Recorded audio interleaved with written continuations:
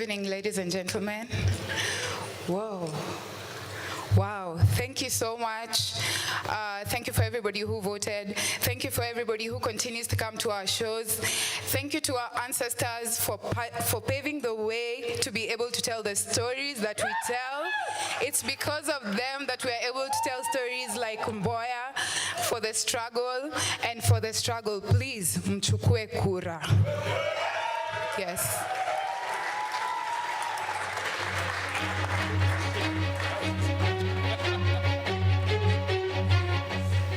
Elia, Aladdin, Lion King, Matilda, and The Little Mermaid.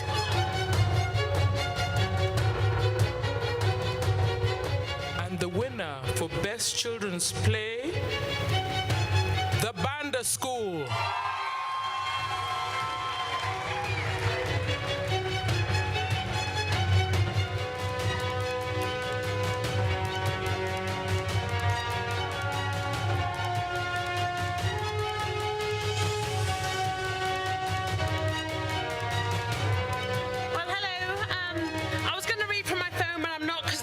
See that clock.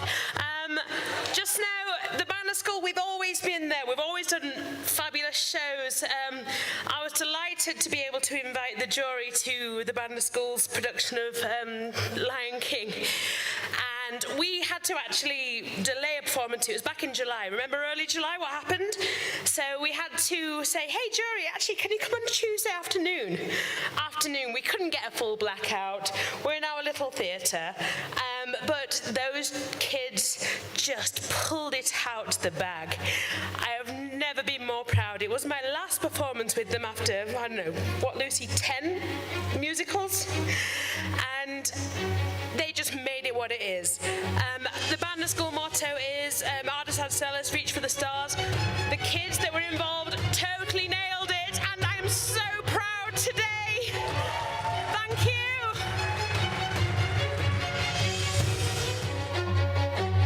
Best Stage Managed Production.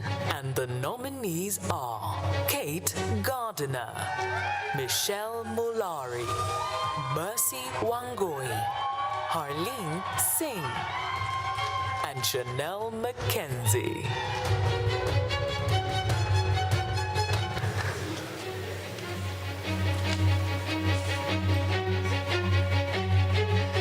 Enjoy being in Nairobi. And the winner is Best Stage Managed Production, Mercy Wangoi.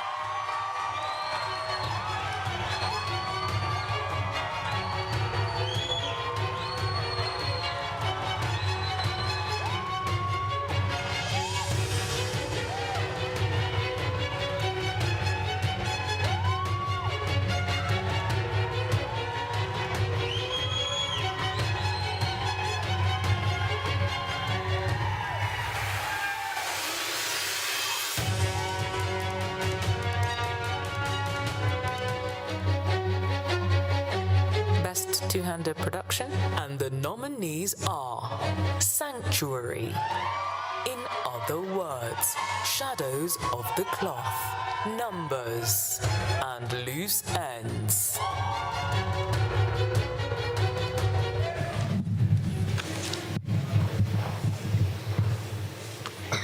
Good evening, ladies and gentlemen. The winner is Chemi Chemi Players.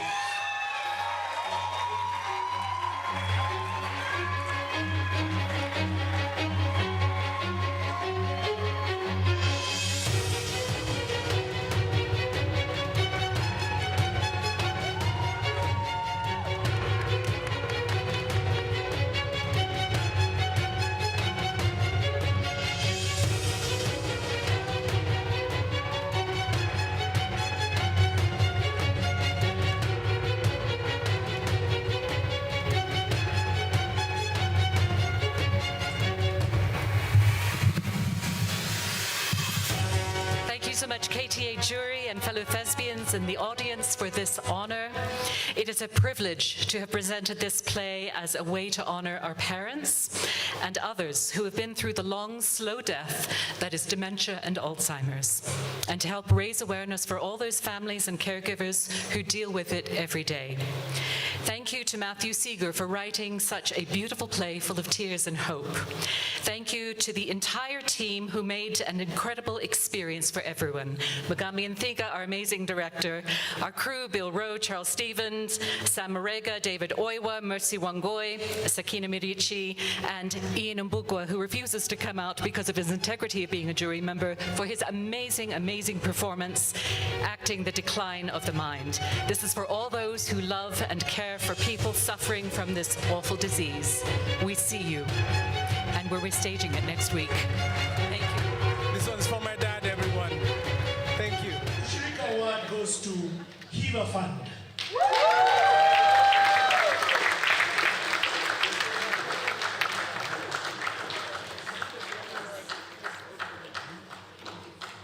Congratulations, the Hiva Fund! Oh, yes!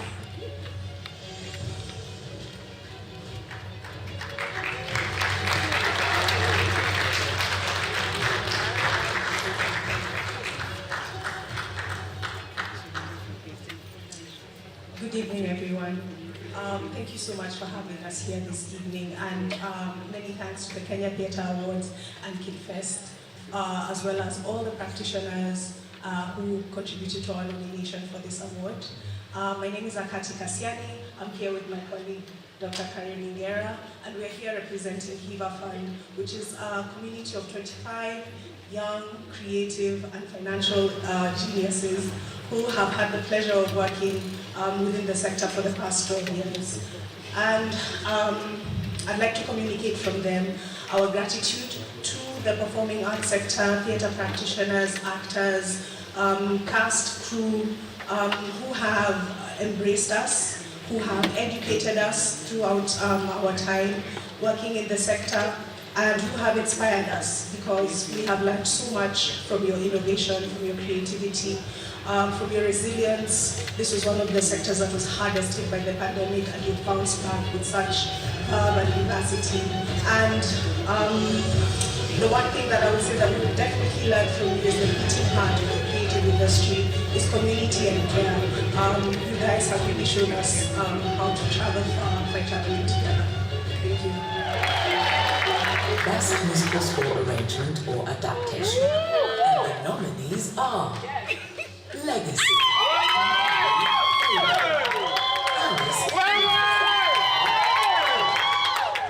Le Boy, Diverse.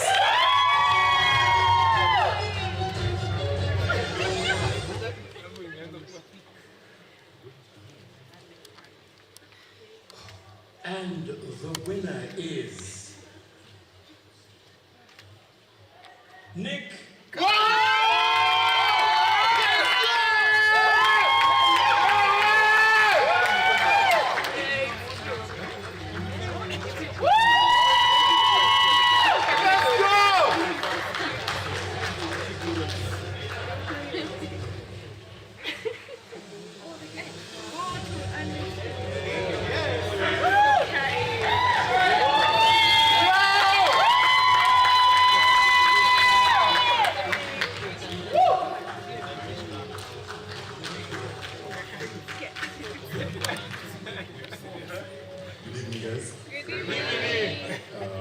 First of all, I want to thank God for this amazing opportunity. Amen! Thank you to our family, the Rwanda and Art Champions family. And thank you guys for voting for us. Thank you for believing in us. And JJ, thank you for trusting in us and everything. Love you guys. Correct!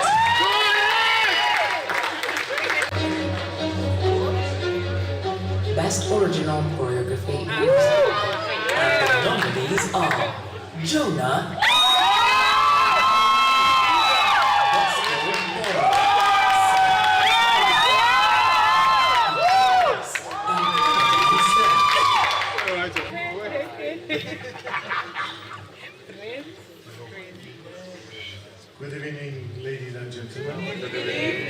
Congratulations to all nominees. But in this category, the winner is Seth.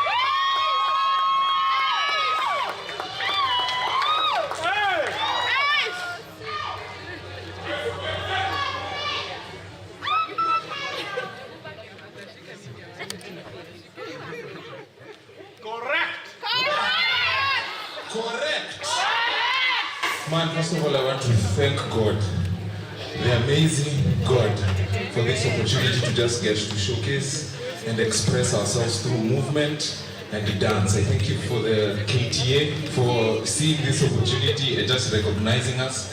I want to thank Chatterbox. What were Chatterbox? Hello. Sawa. Next time, my ICC community.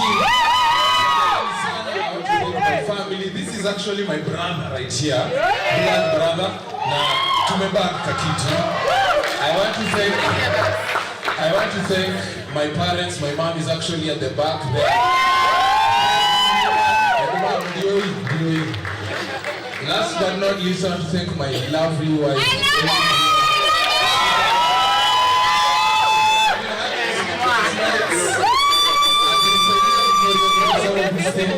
So asante sana. I want to thank my brother Jonah tumefanya kazi for over 6 years, and so we are here. We are bringing it home.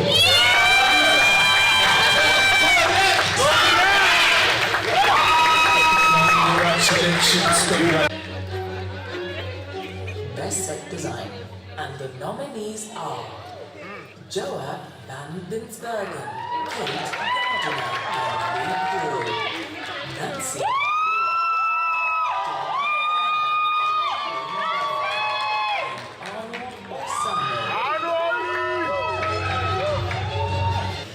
Good evening, ladies and gentlemen. Oh, wow. I can't see you, so I can't say you look beautiful from up here. I appreciate all the nominees. And the winner is Nancy.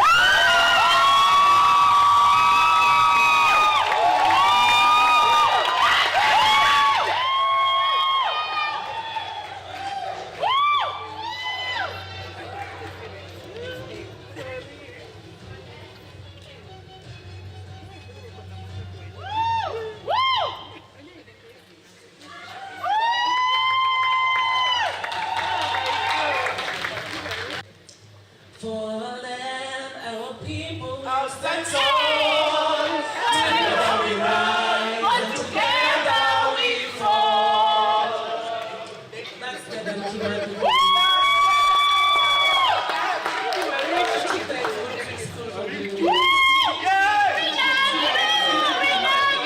I've always wanted to do like a mama kind of play, and thank you so much.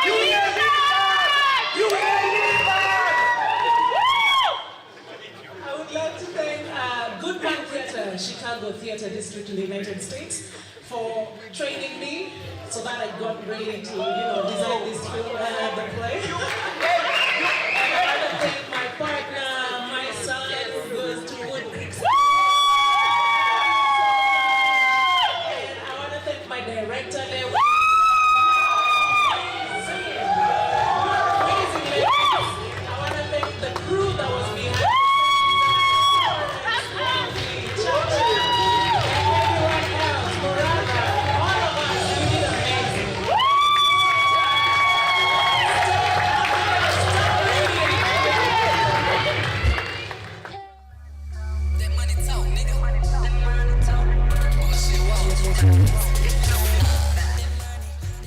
Good morning to you from wherever you're watching us. Trust you're doing fine. Trust your Tuesday morning is fantastic. right here on studio at KUTV Biashara Tuesday. We are all fine and glowing, as you can see some of us, because you can see all of us. We are doing great, and it's such a pleasure to have you on board this morning.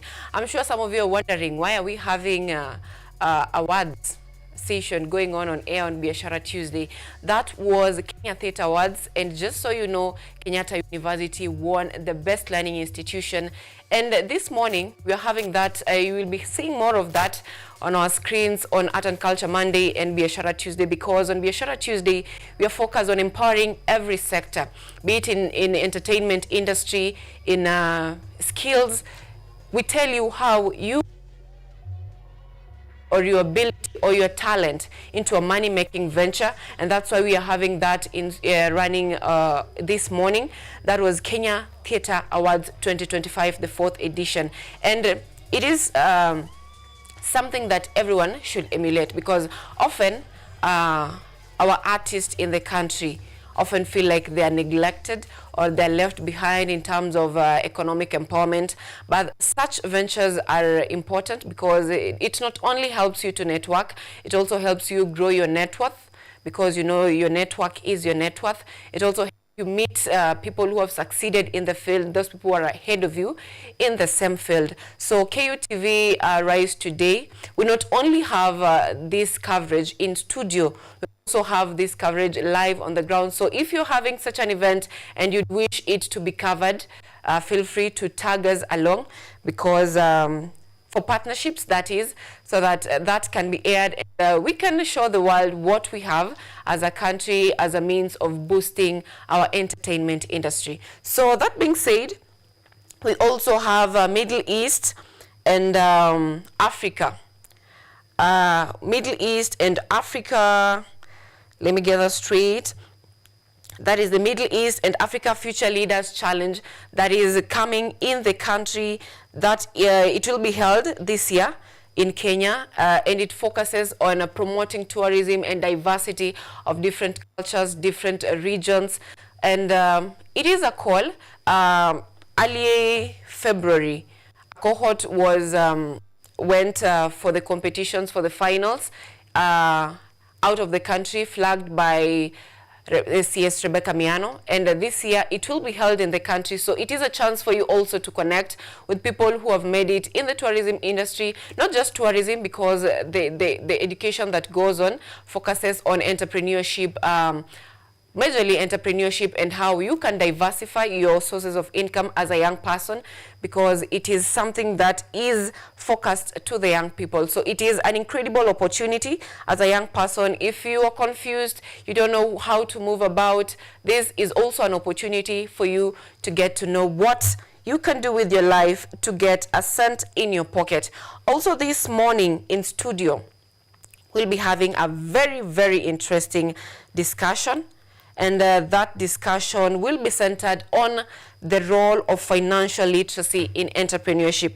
We all know that Biashara Tuesday is a premier show for entrepreneurial and entrepreneurial leadership and insights to help you succeed. And according to the surveys that are done in Kenya, 98% of businesses are small and medium-sized enterprises. That is 98%. So we only have 2% that we can say they are not the small and medium-sized enterprises. And among these small and medium-sized enterprises, 48% of them collapse or fail after their first year in the market, or within their first year in the market. So this is data that is quite not pleasing, because the small and medium-sized enterprises are the ones that are driving our economy in this country. Most people are under that bracket. That's where they get their livelihood, and it is a sector where it needs empowerment. But due to financial illiteracy, or I should say lack of knowledge on how to manage finances and make good decisions in these small and medium-sized enterprises, that is the reason why most of these businesses fail within the first year. And also, research shows that 48%, not 48, 38% of our businesses lack financial literacy. And this is mostly in the rural areas where you find someone left school and decided, let me begin a business, let me plant something, I be a farmer and get things running. And in the process, you find that there are no record keeping, there is nothing to monitor the cash flow, and at the end of the day, the biasharas collapse. And that is why we are having this show in studio this morning, is to help you understand how you can manage your business, whether it is a startup, how the best way to get your funding, whether it is loans, whether it is going to circles, because apparently in the country right now, people get soft loans, which are to your disposal, and most of these circles, they are not regulated, despite the fact that the Ministry of Trade says that it is improving how the way these circles are managed. Audits are being conducted to ensure that the debt management is efficient and good for you. It is also good to have a knowledge of, if you're investing in a circle, what is it that you need to consider before choosing that this is what I'm going to invest in? Or if you're getting a loan from a bank, what should you consider? That is something that we are going to handle this morning, and the guests are already in studio. This morning, we have guests who are expertise. We not only get the people who don't have knowledge of what they're saying. We are going to get the youth perspective, and also we are going to get in-depth perspective of what is happening in the country. In studio, we'll be joined by Paulette Wangui Karanja, who is a finance student and finance secretary of the Kenyatta University Finance Society. And because this lady here is passionate about bridging the gap between theory and practice, that is very important because she interacts with the youths majorly. So she'll give you a perspective on how we are going to harness the little opportunities that we have as youths to get into the marketplace and maneuver our way through these spaces that are mostly thought of being of the elderly. And also in studio, we'll be joined by Douglas Nyokwoyo, Chief Finance Officer at Kenya Safari Lodges and Hotels, with over 15 years of experience specializing in financial structuring and tax audits. So this is quite interesting because we are having a young mind and also a matured mind. So it is an interesting conversation we'll be having this morning on how we can better our financial literacy, know how to manage our businesses effectively. Whether you've been in the business for a long time or you're just starting up your business, this is a perfect opportunity for you this morning to learn how you can stabilize your business and ensure that it is running in a smooth way. In the country right now, we are all aware that the debt in the country is quite shocking because as we speak, Kenya's debt is expected to hit 12 trillion by the end of 2025-2026, and this is because the cabinet has approved 4.2 trillion for the financial year 2025-2026. And what does this mean to you as a business person? It means that in one way or another, you'll be expected to pay more taxes, if not having a difficulty in getting loans, because at the moment, from the discussions that we have been having throughout the entire month, that is last month, we realized that sometimes as the small businesses or as business people, if you want to get a loan from a bank, often you won't get it because as a business person, you're competing with the government to get loans. And you know, as an investor or as a business person giving loans, it is safer to give a loan to the government because you're sure of payment and a good payment. So when loans are increasing in the country, this is it's something that you need to, it needs to shock you because you need to find a way of how you are going to keep your business in check in the market, on how you are going to ensure that you maximize on profits and get all these, your records and everything on check so as to survive the market. And also, still in the country, we have mentioned about all eyes on circles where you should be aware of what is going on with your circle, and what kind of loan you need to take. So we'll be having that discussion because this day, when we'll be talking about, when we'll be reviewing our magazines, we'll be having more of business stories, more of business evaluation this day, different from what we've been doing in the other days where we'll be having more of politics. This day, on our newspaper review, we will be having more of business talks, more of tutachambua what is happening in our economy and how it is affecting us and how we can better our businesses. And just to take a quick look on what we'll be looking at in the newspaper review this morning. So on the Business Daily, we have a big headline that says USAID contract grant cuts in Kenya now hit 108 billion shillings. Now, this is something that is interesting because this, in one way or another, it is affecting your business, and that's why we'll be having that discussion this morning. That is the biggest headline on the Business Daily. On the Financial Standard, we have puzzle in UAE firm in 6 billion telecom deal deepens. That is also another interesting conversation we'll be having this morning. And we'll be joined by Ojwang Mariam. I forgot to mention that. We'll be having him in studio this morning so we can dig deep into these headlines. On the Daily Nation, we have 124 billion wheat imports sink farmers into losses. So this is how imports are affecting local businesses in the country, and that is from wheat to having imported maize, to having imported rice, imported sugar. When we have sugarcane farms in the country, we'll be looking at how imports and why the government is not regulating these imports. Instead of having funding to import, why can't the government empower the young farmers in the country to boost our economy?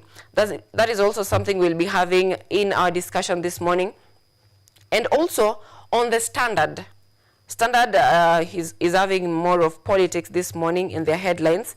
But on the business side, we have Eurobonds, easy money, but risks abound. That is something we'll also ask our guest on the financial literacy this morning, because often we get to loans not knowing the implications that they have on our businesses or the payment terms that they're having or the interest and how they're going to affect us. That is something we'll also be asking our guests, but we'll be having that discussion also. And on politics this morning, because we'll be having just a little bit of it, so we have Ruto doublespeak. President Ruto's stance on public fundraising has taken a curious turn. This is when we remember by the time that is post-Gen Z protest. That time our president, His Excellency, President William Ruto said, okay, he banned politicians from attending fundraising events and contributing wholesomely to those events. But in recent days, we have seen that most of the things that are being said by the government, in a few months' time, it's like they forget, let's just use that term, they forget that they made that decision and embark on the same. So that is the biggest headline Standard is giving this morning, that Ruto's doublespeak. And this is not just in terms of fundraising to churches, to schools, because that was a multi-million. He offered, I think, 20 million and promised another 100 million.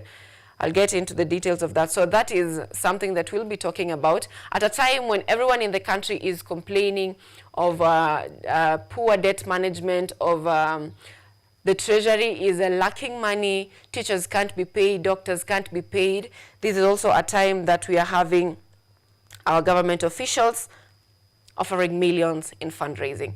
Very interesting discussion we'll be having this morning. Now, that is on our newspaper review this morning, on the discussion that we'll be having on the newspapers. And before we forget, we will be having KUSA Awards in Kenyatta University. So this is a call to everyone. You only need your name and your email address to vote for KUTV Biashara Tuesday as the best KUTV show of the year. So this is a chance to help us shine as we grace your skin, as we help you improve your business. This is also a chance for you to support us by helping us bring this award home. You only need your email address and your name to vote for Biashara Tuesday as the best show of the year. Now, that being said and done, let's take a look at what is happening on our roads and the weather in the country at the moment.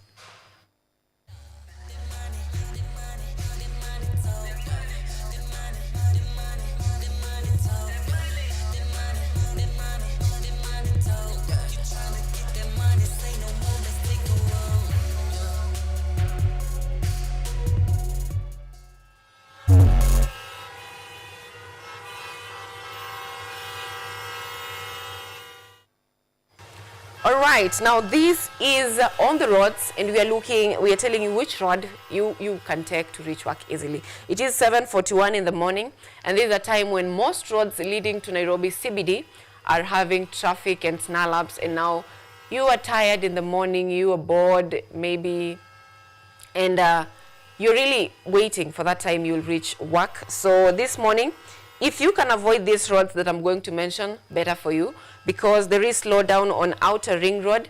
That is if you're coming from Kangundo Road joining Outer Ring Road, if you're coming from Embakasi, if you're coming from if you're coming from Umoja joining Outer Ring Road, either you're connecting to Mombasa Road or connecting to Thika Road through Allsops, there is slowdown because of little traffic over there. There's also slowdown on Langata Road if you're heading town. So if you can use other options, that will be okay for you. There is also slowdown on Eastern Bypass. That is what wanatoka this other side. That is where I actually live. So if you're coming from that way also, you can use other routes to get to town. And also this day, tusisahau watu wa Ngong Road, because you guys are our real fun. And this morning your road looks quite okay, apart from the junction where hapo karibu na Uhuru Park. That's where we have snarl-ups as you're joining Mombasa Road. But all other roads, the traffic is moving quite smoothly. Only if you're joining from Lusaka Road going to Mombasa Road, that is where you'll be having little traffic. Joining from Nairobi West Hospital, that road, there's also snarl-ups and slowdown. So if you can use other routes, that will be well for you. But all in all other roads leading to town are promising this morning. And I mentioned Outer Ring Road. So Outer Ring Road and Thika Road connecting all the way to KCM, Muthaiga, going to town, there is traffic over there.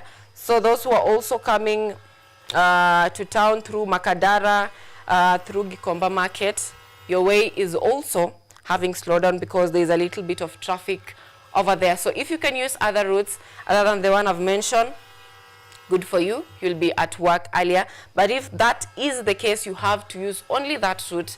Trust KUTV to keep you entertained as you wait to reach work. Now, shifting gears, let's look at the weather this morning. And just to mention, here in Nairobi this morning, it is quite, should I say warm? And you know, in Nairobi right now, you have to choose your struggle. You either carry your sweater in the morning when going to work, and then you have a luggage during the day because it is too hot, or you decide and freeze and shine, and then during the day, you have easy time because you will not have any luggage. So that is Nairobi at the moment. So you choose your struggle. Either you freeze and shine in the morning and have a beautiful day through the day without luggage, or you carry a jacket and through the day you have a luggage. So right now it is 18 degrees Celsius in Nairobi, and it feels like 18 degrees Celsius. No sign of precipitation, that is throughout the day. There is no sign that we'll be having rain, so there is no need of carrying your umbrellas. This day we'll be having highs of 28 rather. We'll be having highs of 28 degrees Celsius. Now moving on to Mombasa. Right now it is 28 degrees Celsius, that is 7:45, and it feels like 31 degrees Celsius. We are saying that our weather is hot. Mombasa people are having it. And they'll be receiving highs of 31 degrees Celsius also. No sign of precipitation.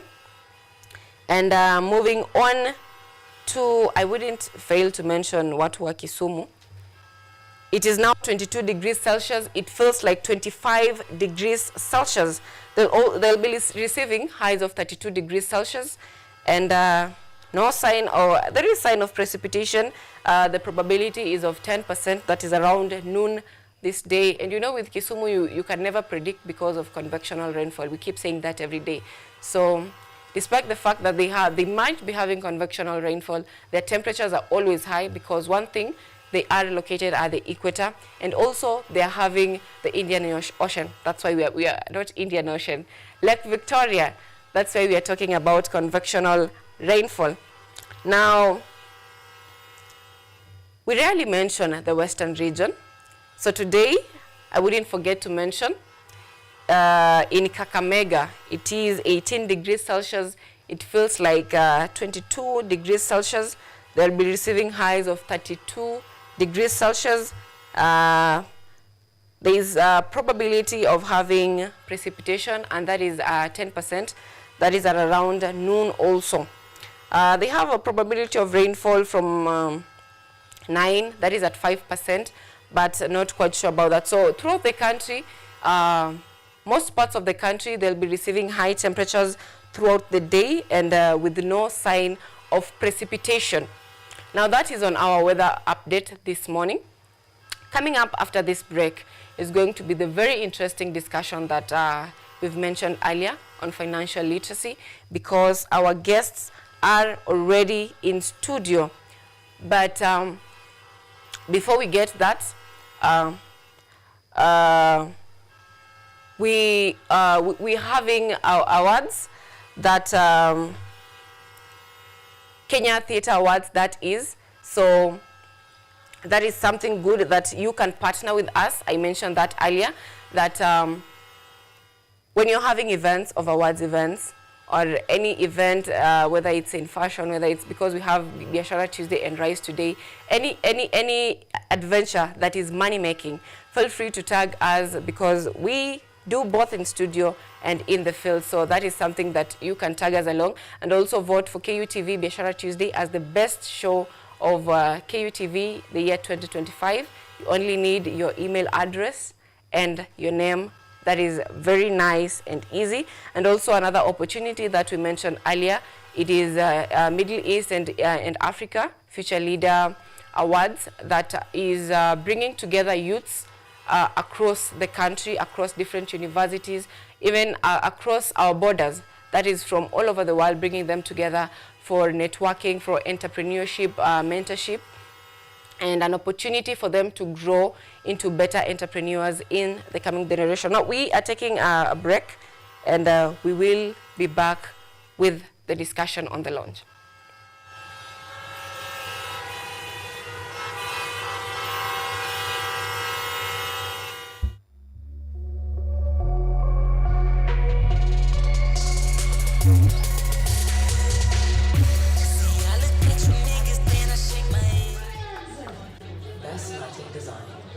Take one. And the nominees are Jasper Niedima, Alakop Tommy, Joanna Garner, and Wilfred Onyango, Jazz Mo, and Wilfred Onyango, and Charles Stephen.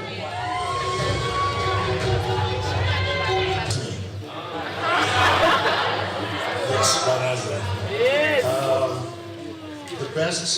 The winner and the best lighting design category is Jasper Niedima.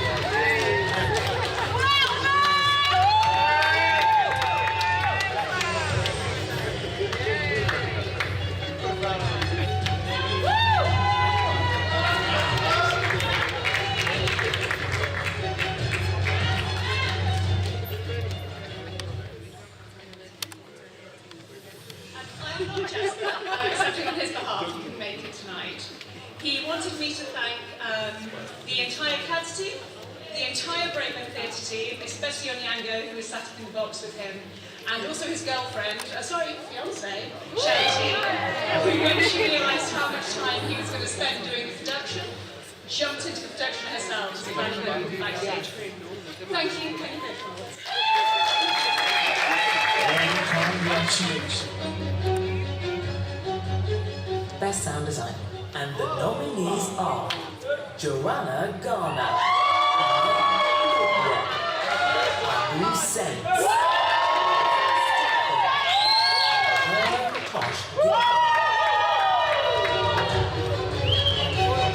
The winner is, for Best Sound Design, Mike Mbugwa.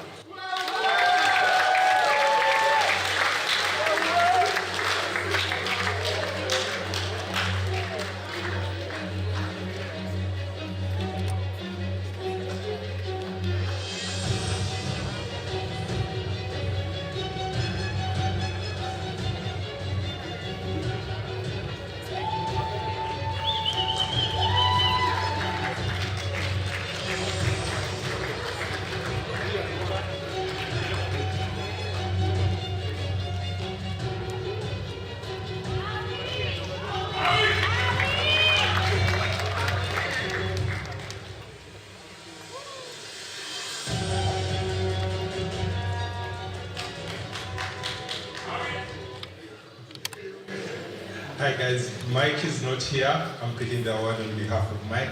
But thank you so much for everybody who came from Rwanda and for always supporting us. Asante.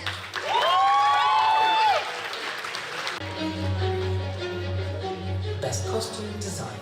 And the nominees are Amy Niriada, Mitch Bushri, Kevin Abra, Helen White, and Anzu Veronica Kitaka, and Belinda Owino.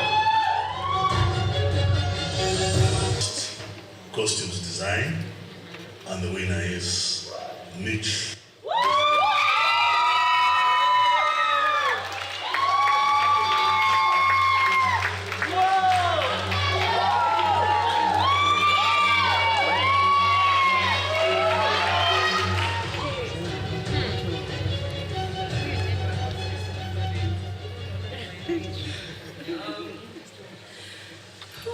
Okay, I don't think I can breathe, and it's not because of the concert, I promise. Okay, I have a timer. Okay. Before I got nominated for this award, I was under the impression that all my achievements were mine and mine alone. But now I know that it's for my friends, for my family, for everyone that I've had the honor of working with. That's Jazz, Jago, Ben, my incredible team, Rahma, Jumai, Arika, gosh, you're so many. Sorry if I don't mention everyone. And thank you to my closest friends and my family. I've been encouraged, supported, and loved by them. And I genuinely could not be who I am today without them, and most especially my grandmother. Thank you.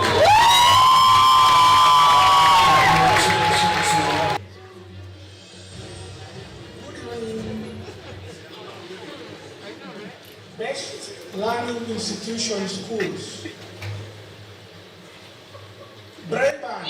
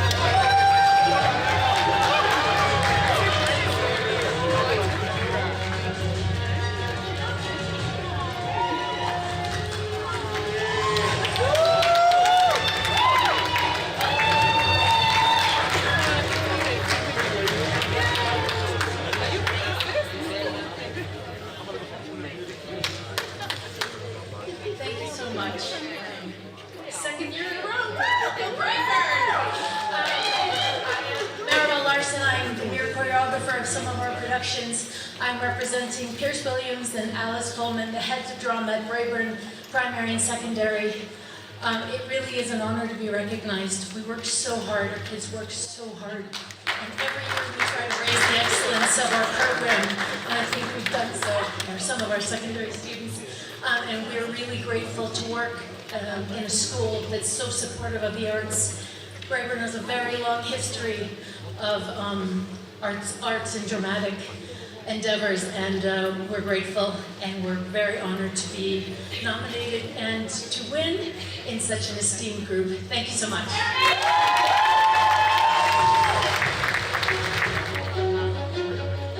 Best-selling institutions, universities, and the nominees are KCA Kenyatta the University of Nairobi.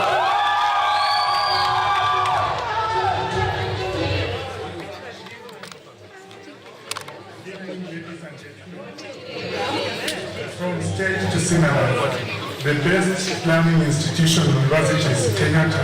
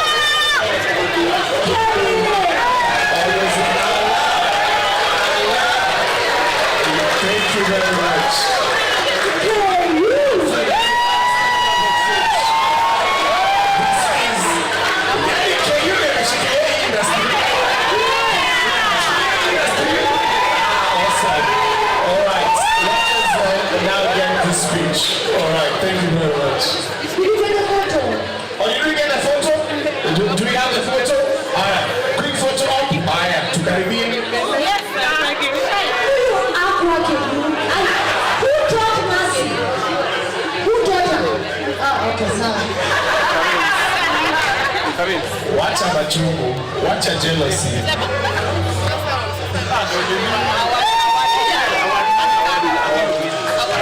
All right, that's it. Thank you very much.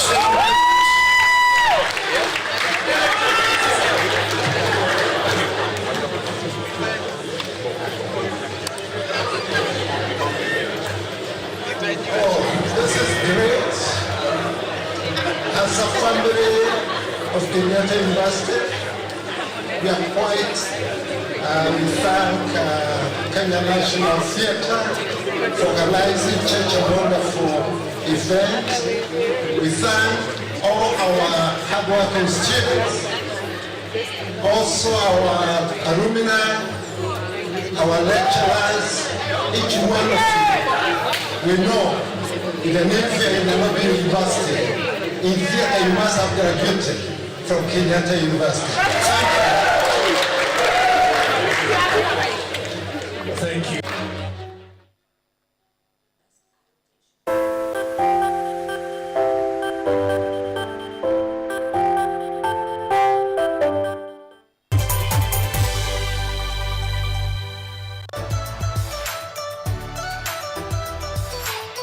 So my name is Yakub Petro. actually an associate professor in the Institute of Philosophy of Jagiellonian University in Krakow, Poland, and I'm the main coordinator of the cafe project, which is being here hosted by Kenyatta University. My name is Eva Hudoba. I am a project manager in this consortium. Keep watching cutting-edge research at Kenyatta University Television.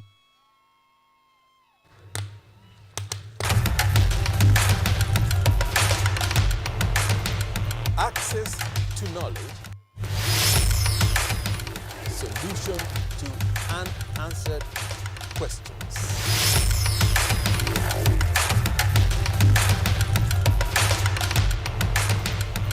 Guidelines to pursuing your rights and repossessing your property, intellectual or material. This and more only on Law Matters.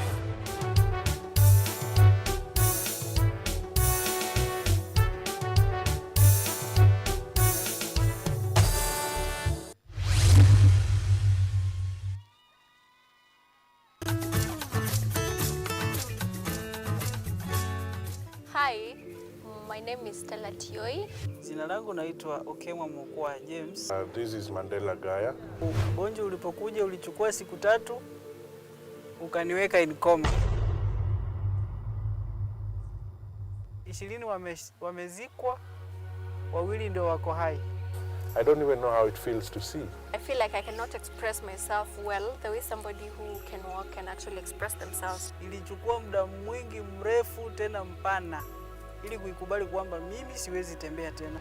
I've come to actually accept myself. Ukijaribu kumsimamisha mtu umwambie tafadhali nionyeshe njia. They find it quite strange talking to you. We should just make schools integrated.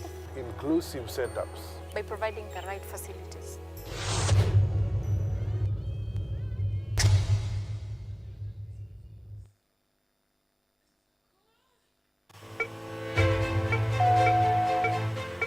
Imagine a world where you are empowered to take charge of your health, where you are well informed about the latest advancements in healthcare and understand the policies that impact your well-being.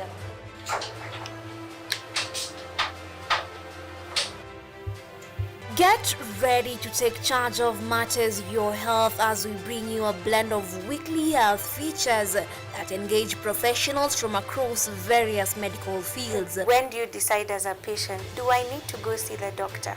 We are at a stage where we are seeing all this manner of chronic illnesses and we wait until we get a disease and then is when we go ahead. From the most mundane to the complexities that perhaps seem overwhelming, we got you covered. In terms of the factors that might be attributed, there are hereditary factors that could be, that means it could be genetic, so that's one factor. But there are other factors as well, like nutritional deficiencies. So some vitamins, such as folate, have been identified to be a factor in those. So our mission is to break down intricate health topics into understandable and actionable insights. Join me, Yvonne Kimuma, every Wednesday 9 p.m. on KUTV's News at 9, where your health is our priority.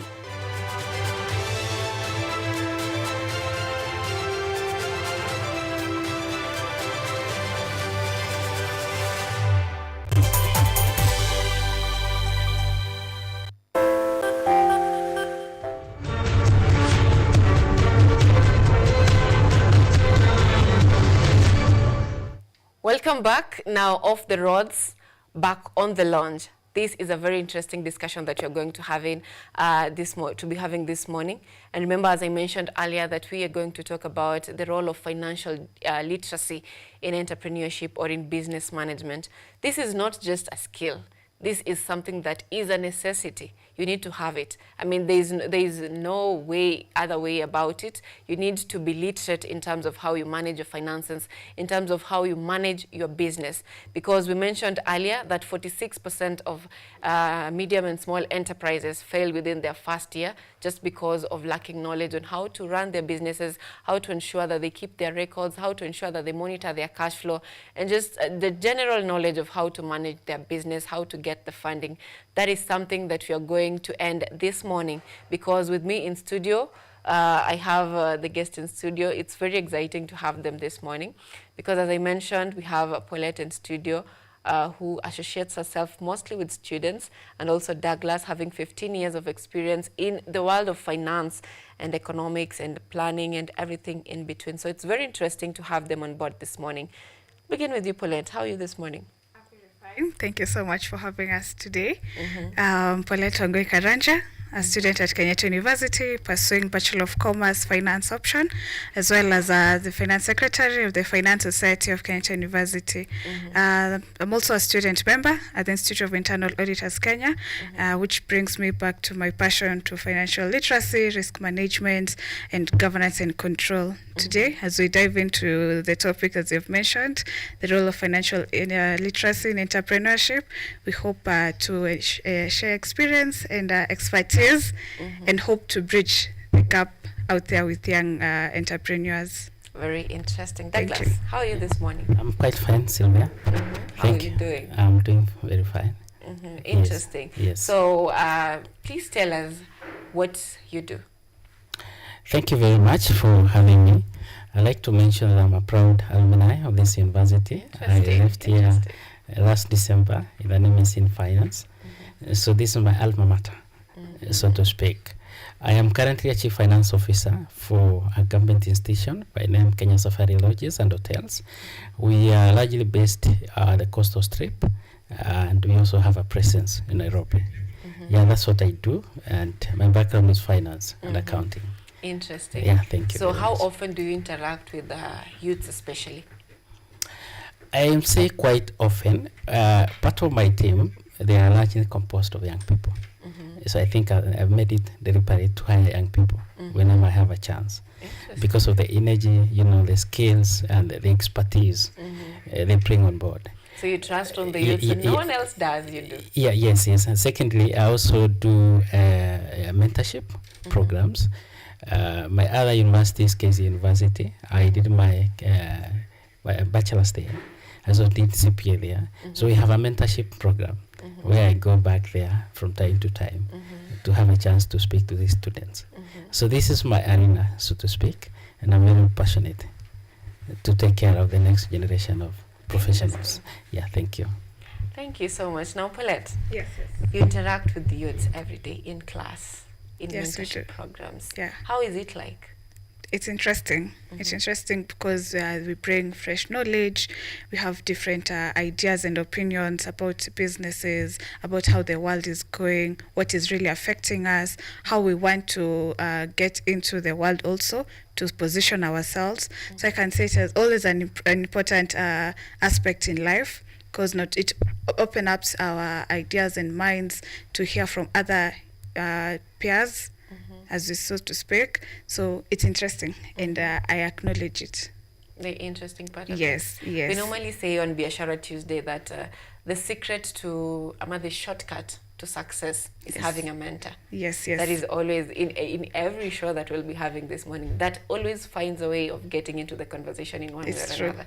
So in your experience of having mentors, how has it worked for you? It is, and that's why I am today, because it's not that push. You can do it. You can do it. We've been there before. The road that you're taking, this is the right one. If you fall back, they'll be there to correct you. They'll be there to guide you. So yes, successful people, they have someone behind you, and most especially they're the mentors. Yes. In your interaction with the youths, what is the biggest challenge the youths face in terms of when they are beginning their businesses or they want to begin their business? What is the biggest challenge that they're having? So as you started to mention, financial literacy is not a skill but a necessity. So what it entails is the planning, the budgeting, understanding what just the business is. Of course, you're starting entrepreneurship, you'll solve a business. But beyond that, now there's the matrix behind it. Now that's the financial challenge that we go through. Trying to budget the cash flows, trying to separate business and personal matters. I can say that's one of the biggest challenges that we overlook as youths. Yes. Someone just thinks, I have a business idea, so Yes. I can do it. You can do and it. then it ends up backfiring. Yeah, because the knowledge behind it, you really have to have the plan. Yeah. So Douglas, how would you define financial literacy in an entrepreneurship perspective? Okay, thank you very much. This is basically a set of skills required from a finance perspective to be able to guide you and assist you in your entrepreneurship journey. So basically, you need to know, because we all get into business because we want to turn it around, right? And we were having a talk before this that money is king. So you should be able to know how to manage your cash flows. Many of the times people get into business, but actually they cannot be able to give an account of what is happening in terms of the inflows and even the outflows. How you budget, how you plan, my colleague has just said it, how you forecast. I want to get to this level. What are the steps? So I can say this is the engine of any entrepreneurship journey. You cannot purport to be, in this journey of entrepreneurship, and you cannot be able to, have a concrete plan of how you'll be able to manage your finances. So basically, and it's also closely linked with personal finance management. Many of the times we talk heavily of, how to manage business finance, but we forget that it begins with us. So this is the journey, so to speak, that it all encompasses, and it's everything in everything as pertains to entrepreneurship and all that needs to happen in that space. How does it translate to business success? The first thing is that if you manage your finances very well, you have the skills, you have the know-how, then you'll be able to put the, money is a scarce resource at any given point. So you'll be able to pick on the critical points, right, to ensure there is business continuity to first begin, because you don't begin to fail. You don't begin, it's not a start-stop. So you must make sure that this, my colleague is talking about the challenges of even accessing this finance at that level, because now we are looking at the young tax. How best then do you turn this around to ensure this wheel of business of entrepreneurship continues to turn for you to see the next level? Many of the business collapse in the first 3 years of existence. And yes, over 80% actually. And that relates to the personal finance management. Many of the times you start seeing, a few inflows, then you assume this is your money. This is not your money. This is business money, right? So you start, dipping your hand into the pot, and before you realize, the business is not even there. Yeah, so that is very key. I don't think it's a subject, you can gamble about. That is all that makes business. In just a bit, we'll talk about how embracing cashless businesses is important in a business. But before then, Paulette, do you have a business?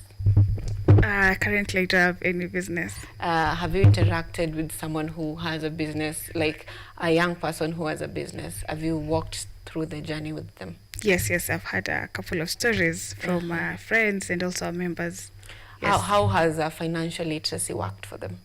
It equips them now with the knowledge that we've been told about, because you'll understand that you're excited about the business, you're excited about the profits that come after it, but you are not looking forward to few years to come. Where will I want to be? So for them, in our minds, you're like, we're not starting it, not realizing that we're also going downwards trend, that you're going to lose the money. We're also using it for personal businesses, which is intended to be used for the business. Yes. You've mentioned a very interesting point, that as you're beginning a business, you look at in a few years to come, where will this business be? Yes. Is that something that is common among young people especially, or among startups? Do they have that vision that in this number of years, I want to be this, or they just begin a business just to begin a business? Judging from the fact that a few startups make it in the couple of 2 to 3 years, I am in a position to not believe so. Because if the planning is to 3 to 5 years, the forecasting, of course, the break-even analysis, we say it in the finance area, that it won't immediately come, but it's a process where the cash flow is invested so that you can be able to earn the whatever you had invested back. So for the startups, I believe it's not something that they see it or plan it before as they start their businesses. That's when they end up falling back. Yes. Lack of planning. The lack of planning. Okay. Now, Douglas, I mentioned that we will talk about cash flows. I've talked to a number of business people, and they say that the easiest way to manage your finances is to ensure that you go cashless. Okay. Is this narrative true when it comes to a business success? I'll say it has a very great component of business success. Why do I say so? You know, you build a business to outlive you. That's the first thing. The second thing is that you do not need to be the policeman of the business, because the greatest challenge of businesses is the human capital, where you trust people, you know, and you know, you have this huge business, but a percentage of it going into people's pockets. And so there's a huge challenge around there. And many people feel like bosses. You know, you began a business, you no longer think some of the things, they are beneath you. You know, you leave them, you know, to other people. What do? You know, they sell, they do what they must do into their pockets. And before you realize, you have a shell. So cashless, you know, businesses, cashless way of payments is very key. However, key to say is that build structures and have strong internal controls, right? I'll give you an example of a supermarket. They don't insist that you must pay cashless. A petrol station is another example. But they must have structures of internal controls, how they account for all their revenues. You know, revenue is the end point of the product or service. But it's a whole journey, you know, the controls you have, how you account for your, be it goods or services. So because you build a business to be run by other people, you know, at some point, you may not see that as a challenge, but at some point it will overtake you as an entrepreneur.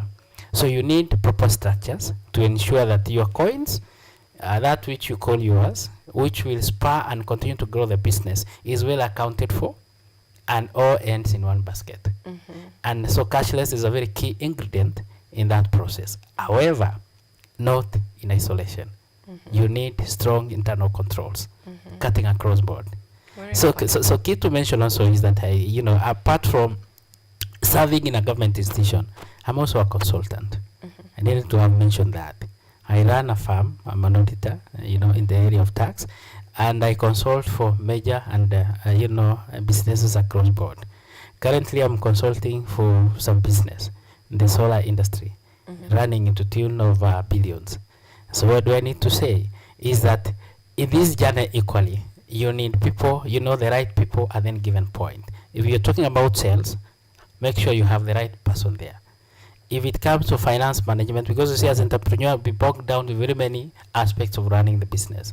Make sure you may not afford them to begin with, but make sure you have people to reach out to, some even on pro bono services. We do that more often than not, and we support this business because we know at some point they'll be able to get to a level, support the society, the economy, hire young people, and you know, it is a ripple effect. So there are people willing to support you, be it in your family, in your circle of friends, but you cannot be an island in this journey because you cannot be an expert in every field. No one is ever that. Thank Thank you. Very interesting. You cannot be an island in this field. Yeah. So for any business success, you need to talk to experts. If you can't Talk to afford people them, across board. talk to someone who has done it, someone Yes. with experience. Now, there's a challenge. I think Paulette understands this. There's a challenge when it comes to young people getting into business. Sometimes they say that someone who has done a business with someone for a long time, for her, if she, for example, in your case, when you get to maybe auditing or something, it will be easier for you because you've interacted with these people so much. That's true. The people who do mentorship, it will be easier. But now this is a business person who wants to venture in a totally new thing. No experience, no nothing.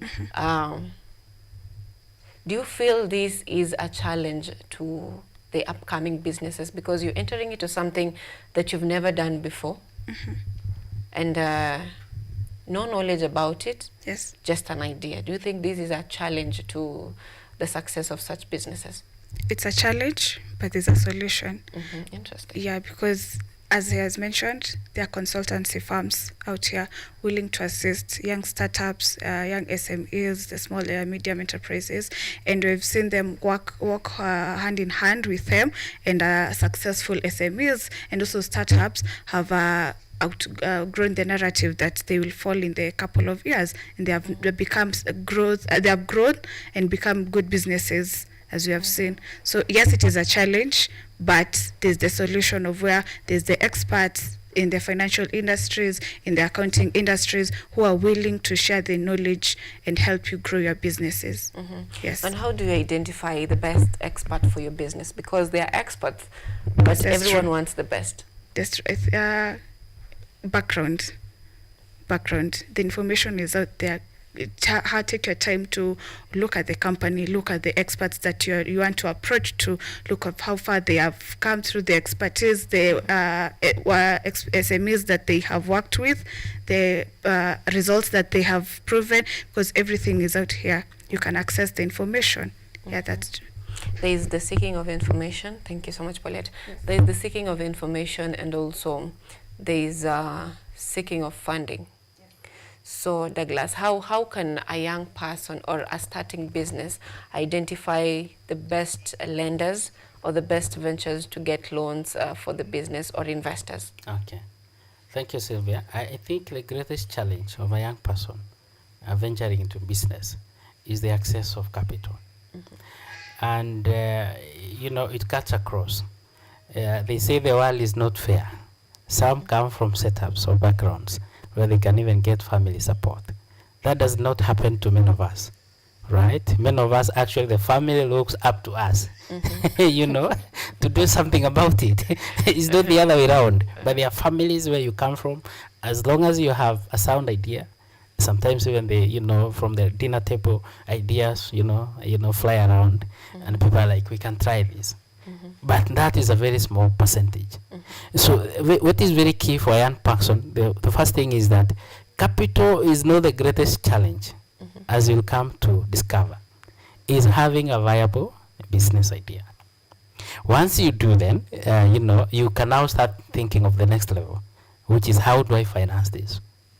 Part of it could be your own savings. As I say, also, we are not the same.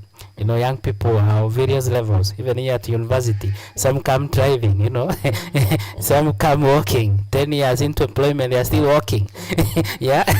So people are not the same.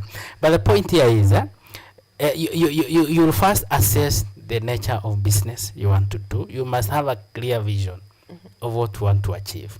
Then go down to break it down. What are the requirements? What are the building blocks? Where can I access this? Right? If you see that, part of the funding you have as a person from your savings can kickstart that would be a very good idea. Because also there is the cost of capital. You can have a very good, flowery this idea, but going by the source of funds you seek, you are not able to make traction. If you go for silos, for example, and you've not assessed the returns of the business, the interest alone, what we call COCA, or the cost of capital in the finance language, will overtake the returns. So what does it mean? You're basically not in business. You are not even timing.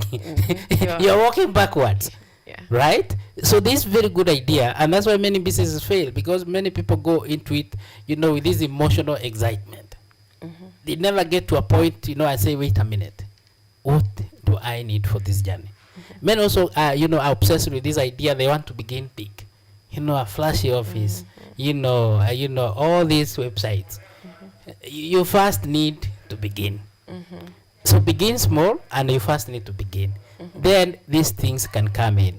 There is the banks, of course. You can go for banks, but for young people, you'll make yourself, you'll do yourself a good service.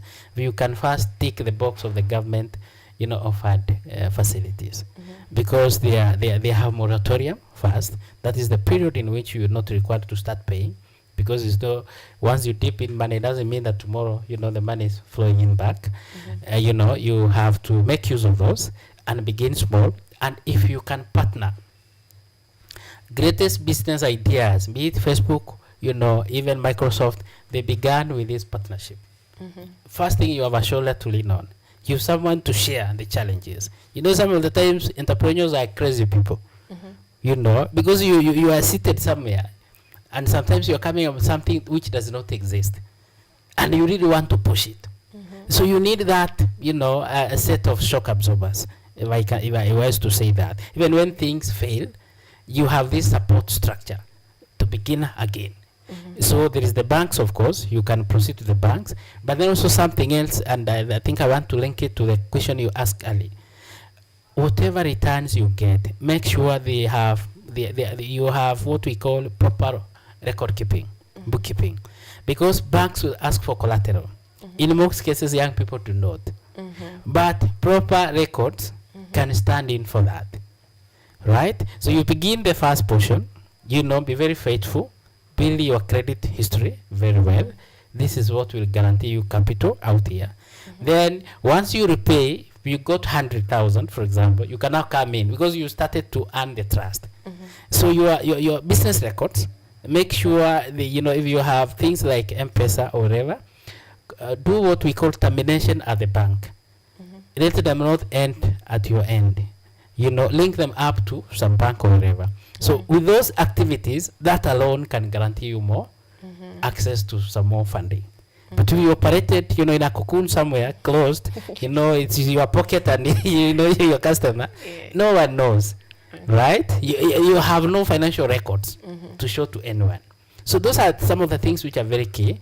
For now, we cannot talk about great financing. Of course, good proposals, people are good in writing good proposals, the business plans and whatever. Now you can access funding locally and internationally. There is financing, not much. You're not going to run into your social media platform and raise money to a stranger. It doesn't happen. So let's not be under no illusion as a young person, about this aspect of financing. You should say no one owes you anything. The world does not owe you anything. So do not feel like people need to give you money by virtue that you showed up. That is not how the financial system works, right? Do that which you must do. Then people will start believing in you and they will support the cause. Yes, I think that's the biggest challenge the youths have, thinking that since you showed up, or because you're just a youth, or ladies say I'm just a baby. They think just by being a baby, you need to be supported, to be funded. People owe you. And you've mentioned something interesting earlier on. We mentioned that businesses going cashless is a good thing, and when we say cashless, I think it's shifting to payment through mobile and all that. So anything. Can banks take your M-Pesa statements if they didn't end up in a bank, but you have the statements? Maybe you're using a Pochi la Biashara, you're using a till number, pay bill. Can banks take that as a collateral or as a record, your record, before giving you a loan? Yeah, banks can take that as a source of some business records. But remember, these also young people are very interesting in the sense that they can even make those things. So banks tend to trust more their record. They don't tell you that. They can ask you, the level of strength they attach on it, you know, vis-a-vis the other side. The beauty of a bank is that you do not have to get even funding from that very bank. Once you have this statement, you can hawk it around and see who gives you the best. Of course, we live in this space, and M-banking is part of it, which now locally we call M-Pesa. They serve a purpose, right? They serve a purpose. Remember, M-Pesa is not a bank. This is one thing people have never appreciated. It plays a very key role in financial inclusion. Actually, my thesis was on financial inclusion in this very same university, and the youth in Kenya and Nairobi CPD. So I've always been, you know, focused more on the young people because of the potential they hold. However, it is also key to appreciate, as much as they'll serve you, align yourself to some, you know, major financial institution. Yeah, because then again, M-Pesa cannot lend you, for example. It is a record, yes, but the level of strength attached to it is not comparable to a bank statement. I don't know whether I'm making some sense. You are making sense. Yeah, okay. It is making sense. Now, Poland, what are these avenues or spaces or opportunities where youth can get funding for their businesses? Yes, as they have been mentioned earlier, that the people, we come from different backgrounds, so they're there. We have parent support who are willing to chip in with their business idea to help you grow your businesses, as well as savings. You can save and invest in your business, as well as now the government that comes in. We have the ones that they support the youth development, and they also support the youth funds for those who are starting up businesses. There's also angel investments and venture capital, where you can pitch your business idea to investors, and if it is a good business idea, they'll be able to chip in and enable you to start your businesses and see you grow. There's also crowdfunding, where you can just apply your business for the funds online, I believe so, and then you be able to get funds to support your business idea and grow up your business too. Yeah. Interesting. If you can allow me add something. Sure. On the issue you asked me about M-Pesa, you know, the moment you go to any fund and you indicate that your only, you know, financial record you have is M-Pesa statement, already in the back of their mind, two things click. They don't tell you this. The first thing, this is a small business. No one wants to be associated with smallness. Aspect number two, you do not have, you have what we call incomplete records. You don't have proper financial records. So this is a very key, you know, aspect in their decision making. You know, in the back office, it's not what they announce to you at the front office.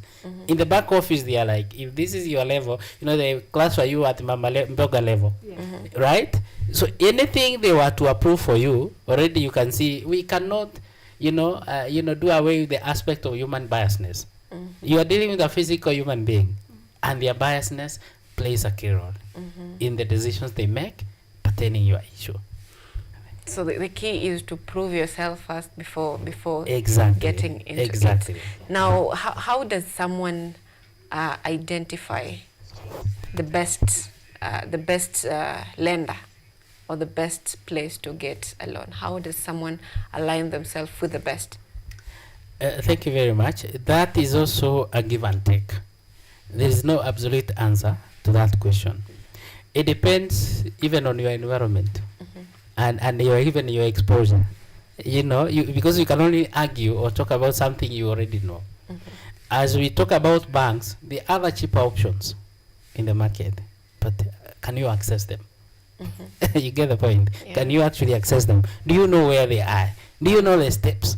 Do you have someone to hold your hand there? Is there someone who will put your hand on the line for that? If you follow the impeachment of the former deputy president, you remember Gachagua. You remember at some point, you know, the Sons accessed 600 million. I'm not sure many of our students can be able to access that for some hotel somewhere in Nyeri. So what am I trying to say? For you, the first thing is to scout the market across board. Have this information. You know, seek for that information. Get to understand, research. Many young people are endowed with this technology aspect. You can research from the comfort of where you're seated. Research. Then once you've identified, and of course the cost of capital becomes a very key component, then see how you can access there. What are the requirements? Which support do I need to have some people stand in for me, provide that much needed guarantorship? You know, this is my daughter, this, you know, you lend them. In an event, this doesn't happen. Such kind of stuff. Because we are looking from, we are looking at it from a background that collateral is not much of a discussion here. If I was talking about people in other established, then we could be talking about how do we then secure some collateral for this business. That is not a situation we have here with young people. So the first thing is count across.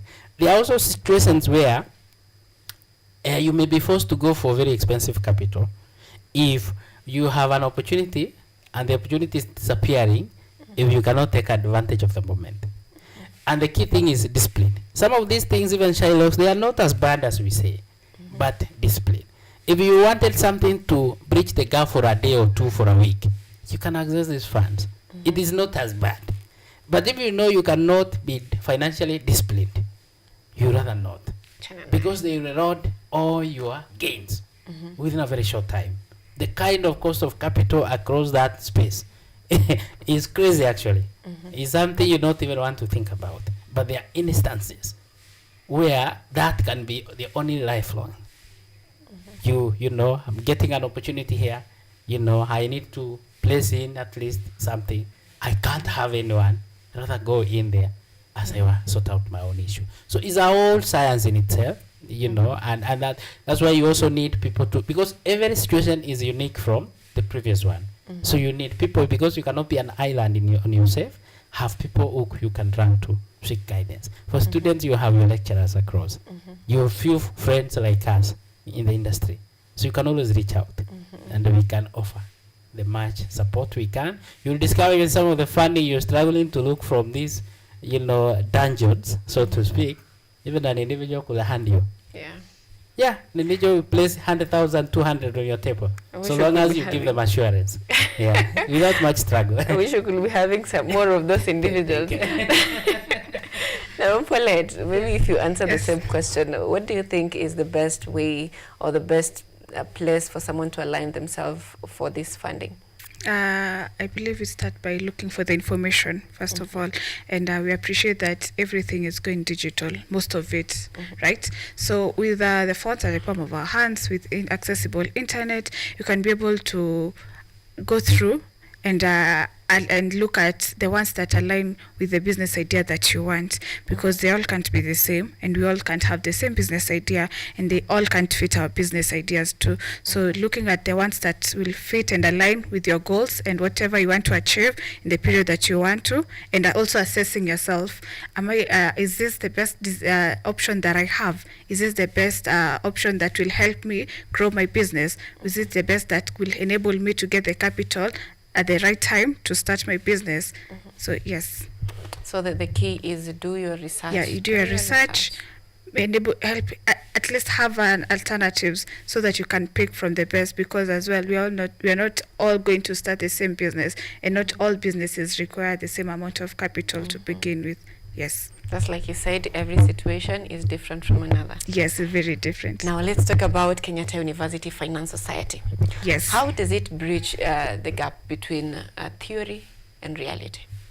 Okay, we have our weekly meetings every Tuesday where we engage with students, and we have interesting topics like this one, the role of financial literacy for young entrepreneurs. We bring experts and professionals who've been in the field to talk to us, to tell us what is it like in the outside world, so that we can be able to understand whatever we've been taught in class, is it aligning with the practicalness that is out there?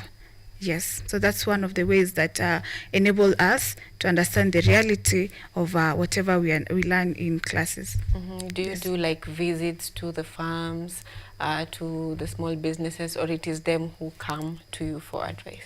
They work in both ways. We organize corporate visits to farms, to organizations, to institutions that are in financial industries, and also startups, and also the businesses themselves, and as well as having them on board to come to school to enable the students to understand what is the services that they offer, what are these opportunities that are there that we can be able to access. Yes. Now, back to Douglas. How effective is mentorship to financial literacy and the success of businesses, of people who get into mentorship? Okay. Thank you very much. I think mentorship is very key in any space, not only in business or financial literacy. And so as a young entrepreneur in this space, you need to, point out the people you'll be running to for any guidance. So mentorship is very key. The first thing is to encourage those people who've gone ahead of us to come back and mentor the young people. They cannot walk alone, right? You may have escaped because you see some of our parents or people, they left university right into employment. That's no longer the case. People used to be posted. You leave school, you have a posting letter, but now that the situation is different as we speak, most of us actually are not going to be absorbed. It's a fact, it's a reality which you cannot run away from.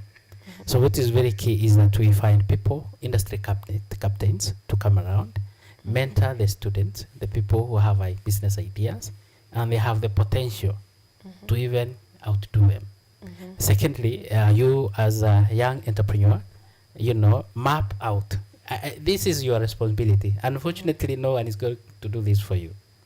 Map out to people, approach them. Many people are very approachable, actually. It's not that we assume. Probably they are so busy, they may not care. But reach out, go to these offices, you identify a contact, reach out and say, hey, look here. So and so, I'm seeking for this. I'll be requesting for a few minutes of your time, each week, each month, to have a discussion around this space. And you'll be able to be guided and mentored in that space.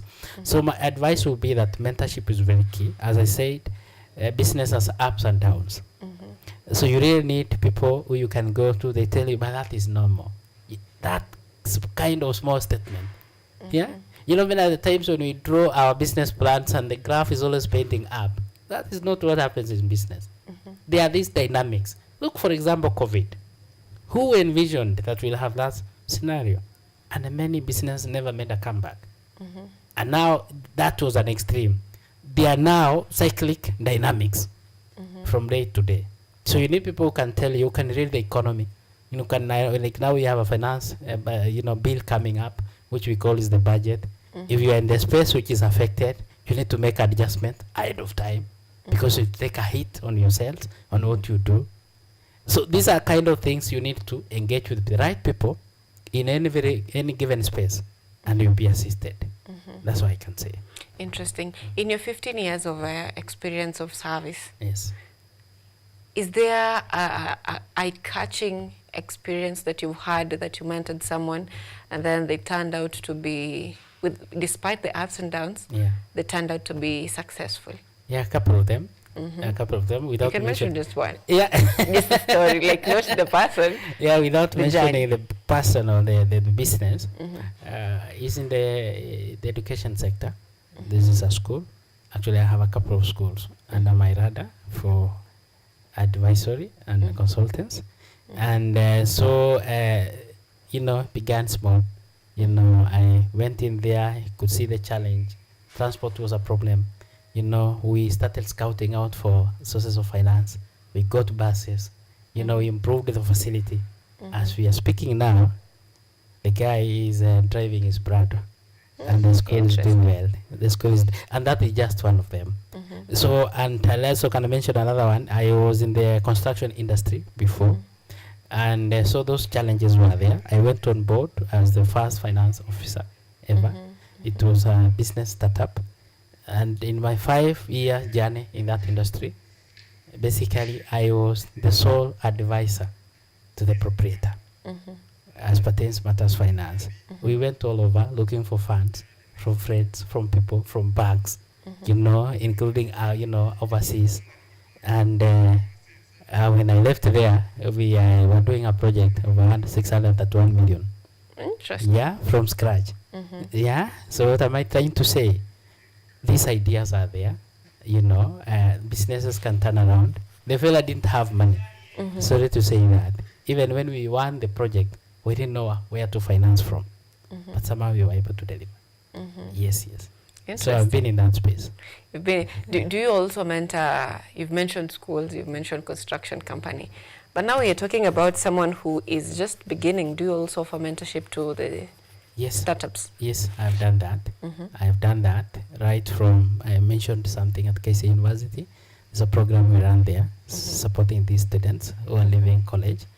And I've seen a couple of them begin to raise funds actually for some of them. And as I was telling you, sometimes in this funding is not a big of a challenge if you have the right network.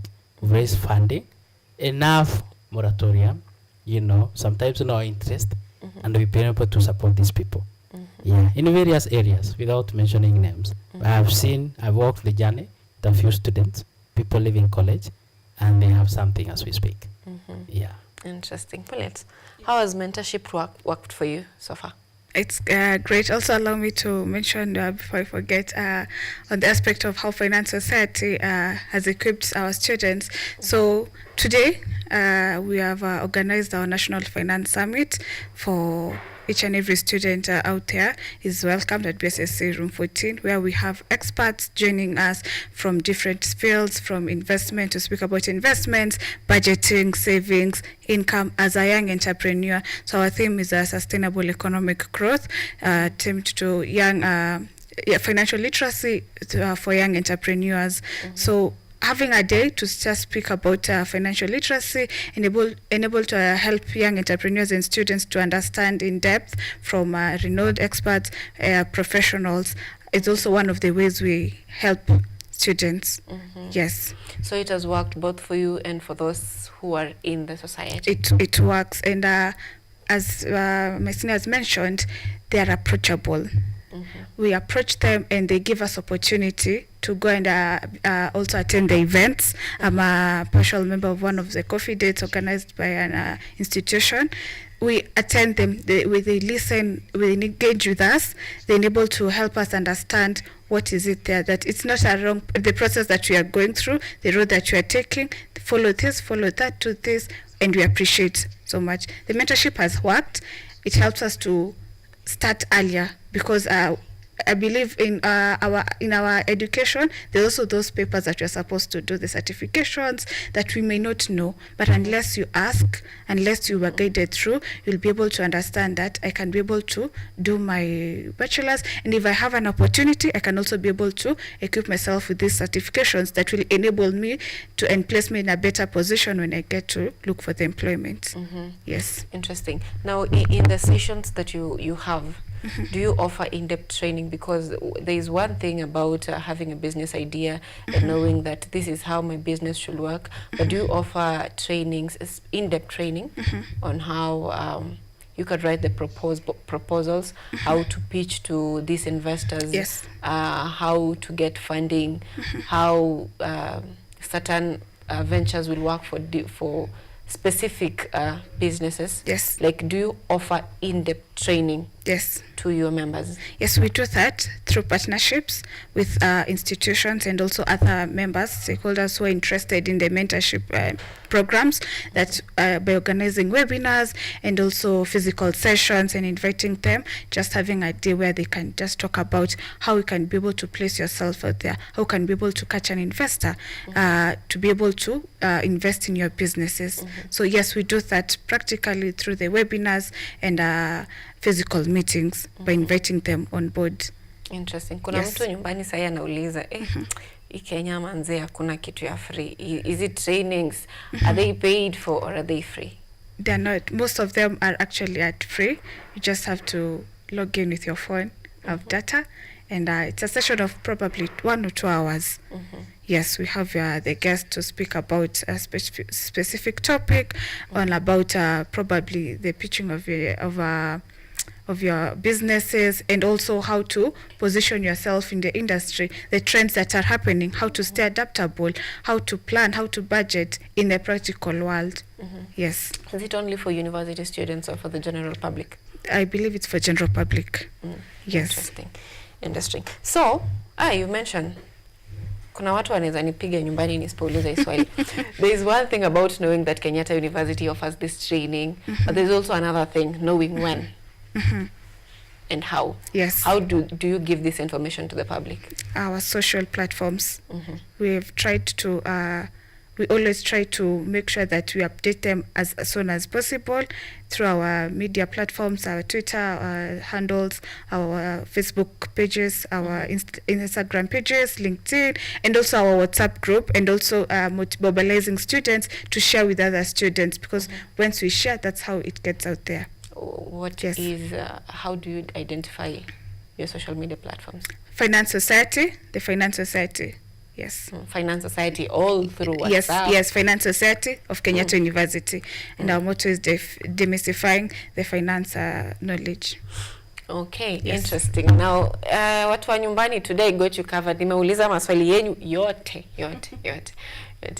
Now, as we bring this home, Douglas, what advice would you give to aspiring young entrepreneurs, not just in the digital setup, because right now, mostly, I think we've been referring to people who are in campus. There's this person who left school, maybe because of reasons that were unavoidable, and it's back ako ushago. And the only thing he knows or she knows is maybe kupanda mboga nyumbani, or kuuza sokoni, or kuchukua bike. So how would you advise such a person? For me, my advice would be start where you are and start right there. There is no formula. Just begin. You know, the first thing, map your ideas. You know, it begins in the mind. Try to determine what is it that you want to do. Because you cannot be all over. You know, try to determine exactly what you want to do. Begin where you are, right there, with what you have. Then from there, start looking for other help, you know, in terms of people to help you in terms of financing, people to help you in terms of business ideas, business advisories. What do you need to do? How do you need to keep your records? Who do you need to see? How do you need to approach the bank? What do you need to have an account? You know, those are now, you know, the add-ons. But the first thing is to begin. And many people are willing to partner with aggressive people. As long as they can see that, many people are willing to come on board. You see, if I can afford 10,000, let me use that example. I don't want the 10,000 to be lost. I can give you as a gift, but I want to see something out of it. So the aggressiveness, how you come out, how convincing are you? It's not just saying, how convincing do you? You know, how do you lose sleep over some of these ideas? Yeah? How crazy have they driven you? You know, people are able to pick that. You don't have to tell them, but in your interactions, people can see, and they're like, let me give it a shot. I'll have my chance on him. I'll have my chance on her, and people are able to go far. There are people who need something like as small as a bail, you know, from somewhere, and they can turn their lives around. You see, that is not something to struggle so much to access, even the funding, you know. But the key thing is that get the skills. You know, some of these trainings are free, apart from even from Kenyatta University. If you go to YouTube online, all you need to do is go to places where you can access even free Wi-Fi. Do your research.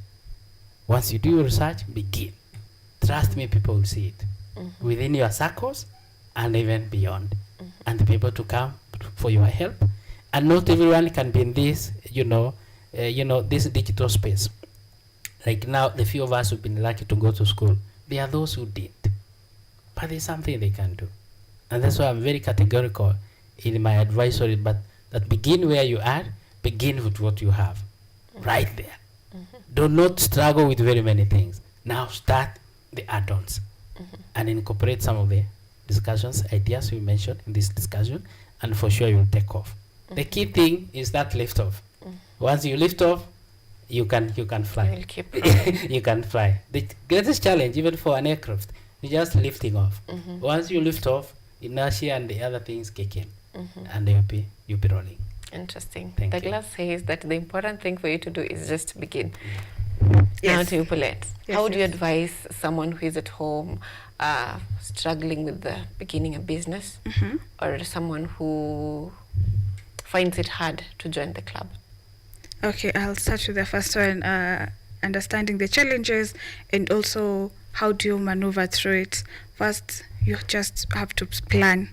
You plan and also put in mind that the business world is also changing, so you have to stay adaptable and also mitigating your risk. Yes, you have to have the risk management because you never know what will happen. COVID-19 just came abruptly, but a lot of business were not prepared, and that's why we need to have risk management structures put in place in businesses to enable us to maneuver whenever the risks happen. And also seeking networking and also consistent learning.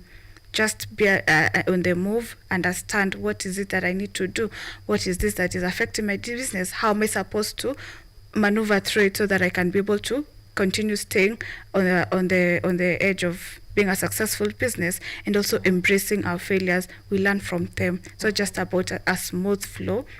The setbacks that happen, they teach us something. Let us learn from them so that we cannot go back from them. Yes. And being a student of Kenyatta University, Yes. Kenyan Society, it's accessible to all members of Kenyatta University. Yes. Through our social media platforms, you can be able to contact us, and also you can be able to join us to our weekly meetings every Tuesday from 5 to 7 at BSSC room 16. Yes. Interesting. Every Tuesday? Every Tuesday. From 5? From 5 to 7, we have engaging topics about finance and fun moments just to learn and understand what is it that is happening, the market trends. We understand that in the financial area, a lot that is happening. Things are moving digital, investments are being diversified for students also. So there's opportunities for us, not just waiting that when I get to the employment sector is when I'll start investing or I'll start savings. No, we start as early as now. And that's why we are having these conversations each and every Tuesday to enable us to understand that there are opportunities for us. We can be able to invest, we can be able to save as early as now. Yes. Thank you so much. Now, Douglas, this is to you. The last advice. This is specifically to Gen Zs. Because, you know, most Gen Zs don't believe in, we believe starting small. No. Most Gen Zs have grown up with social media, and they know businesses according to what they see online, and what they see online is not what is in reality.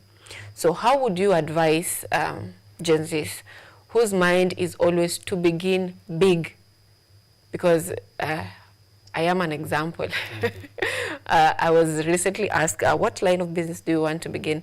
And I was saying, I want to begin this luxurious salon, and I'm showing pictures, and everyone is looking at me like, what are you even saying? What are you even saying? So how would you advise the young people who are always thinking of beginning big, and what are the biggest shortcomings of beginning big? Thank you very much. It's a desire of everyone to always be at the top. But unfortunately, that is not the natural path of life. And as I said, we are not the same. There are those who may have the luxury, less than 5%, to be in a space where they may begin big. But when beginning big does not guarantee success. You know, having that salon, the high end, is not a guarantee of customers. Your staff can play music the entire day, and you know, hardly nothing to show for it. And like beginning big has a cost to it. You know, you have this space, huge space. You have this rent to pay in a posh end. You know, you have this staff to pay. So beginning big, while it's desired, has its own shortcomings.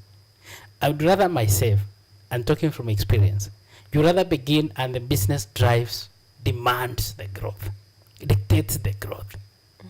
Do not desire this huge, you know, and we are obsessed also how do people see us. That is also the other greatest challenge. Mostly for a few of us who've gone to school, we are like, this is beneath me. You know, I want to have something that, what on your gopa, so to speak. And you end up losing even the capital in a quest to look big. So it pays to begin. You know, when we say small, we don't mean under the table. Begin somewhere reasonable. Begin somewhere reasonable. You know what you're looking at. You know, because businesses are not the same. You know, map out your business. Know what is required. There are some industries also. People can only partner with you if you give some level, even at a bare minimum. Right? So it's key that you have done your background checks and your study, your research, what you've been saying. Not everything is the same. If you want to begin a kibanda ya chakula pale, you may not need much, for example.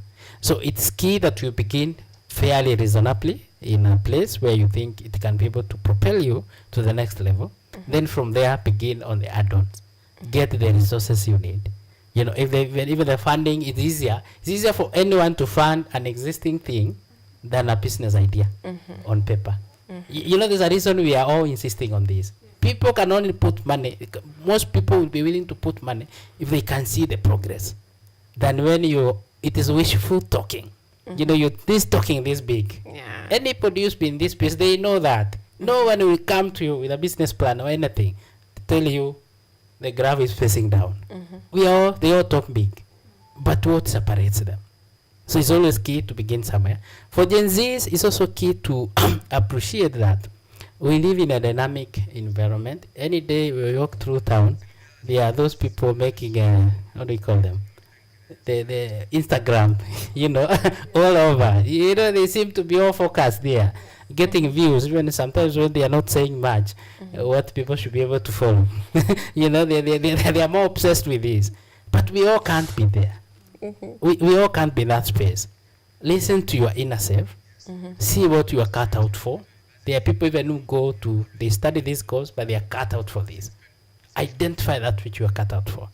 Go for it. You know, seek support and have the patience. I think this is also something else which is lacking. They begin, this is not working. Begin this. I have a neighbor at home, sorry to say this. He plants sugarcane because it's not patience. He uploads, plants something else. So within a period of 3 years, he has not gotten anything from that farm because of lack of patience. Because had he waited on the sugarcane, you know, in 18 months, he could be harvesting. But because of lack of patience, he wants to be here today. No, let's do something else. I'm broke today. No, this I think is too much. So it's key to play that role of patience and know that any good thing will take time. Yeah. There is the gentleman called Warren Buffett. I will encourage them to go and follow him on WhatsApp, on social media, and see. One time he was asked, why do you keep on giving people your secrets of success? He tells them, no one has the patience to follow, so I am not threatened in any way. Yeah? They have built, that is the sure way to build wealth, to grow business. Unless it's something, it's a bubble. You want to, you know, have it today to achieve something, then tomorrow you close. But if the business that you've chosen that line, then have the patience to begin somewhere. Let me admit the word small. To begin somewhere and build on it. And then over time you'll be somewhere. Thank you. Thank you so much. Now, Gen Z, you have to follow the millennial way of patience and waiting for things to bloom or to work. Thank you so much for making time for us this morning, Paulette, and thank you so much, because this is very interesting. What Kenyatta University Finance Society is doing to the young minds of this country is very interesting, and we'll really love to have you back in studio some other time for more discussions, because you interact with these people every day. Most of the challenges you see or you encounter, they're common to almost all youths in the country. So many thanks for making time for us this morning. Thank you for having us. Thank you very much. Yes. Now, to our viewers back at home, this has been On the Lounge with Paulette and Douglas. And we have had a very interesting discussion, because this is Kenyatta University Finance Society, an organization inside Kenyatta University that focuses on educating you as a youth, because they're having webinars and online sessions and physical sessions that you can also attend while at home. You only need to visit their social media platform, that is Finance Society, Kenyatta University, to get the information on when these trainings are happening, so you can also get part of the cake. Now, this has been On the Launch, and coming up next is a newspaper review with Ojuang Mariam. See you then.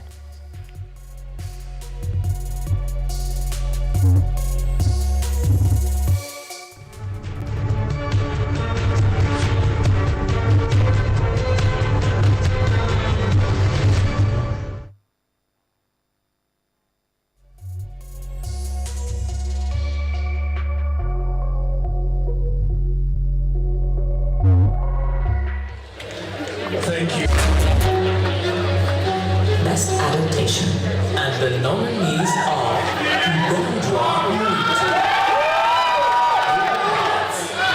Sanctuary, 18O,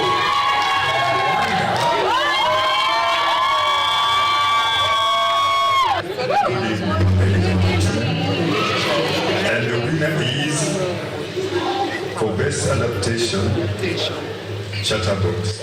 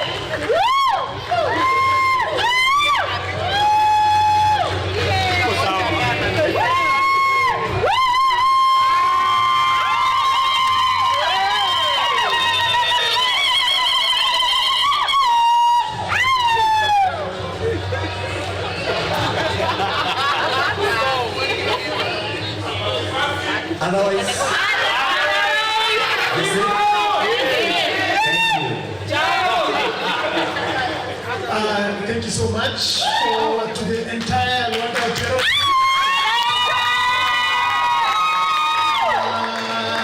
Sio kazi rahisi kupiga musical, but you guys brought it home. Grateful to work with a fantastic team. I know. Thank you very much. Best performance by the female actor in a supporting role in musical is How Do You Live?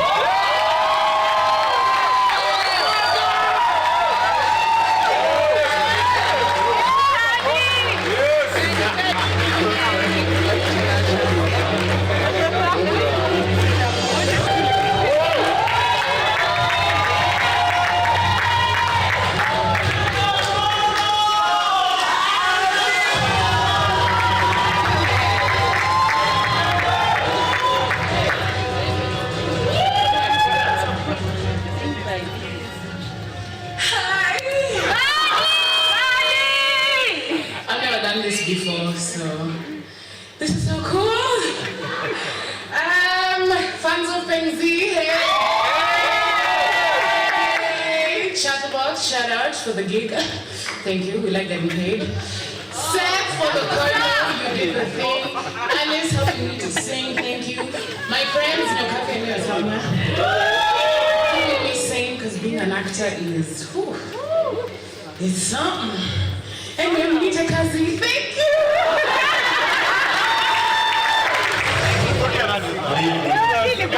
You're all looking burlesque this evening. The best performance by a female actor in a lead role in a musical is Emma Wick.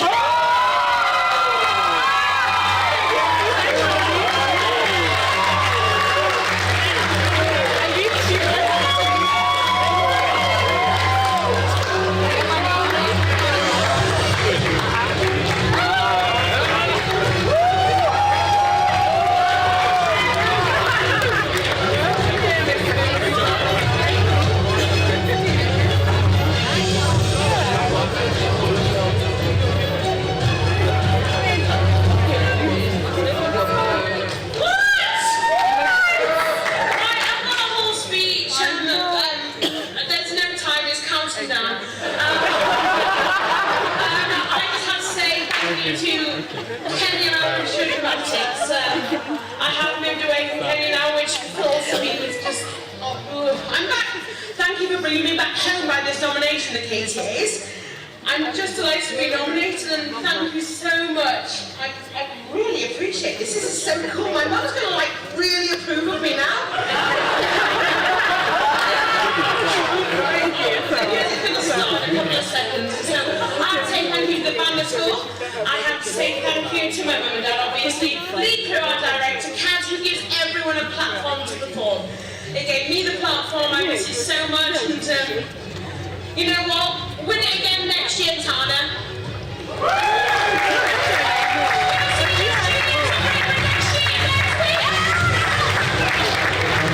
Congratulations once again.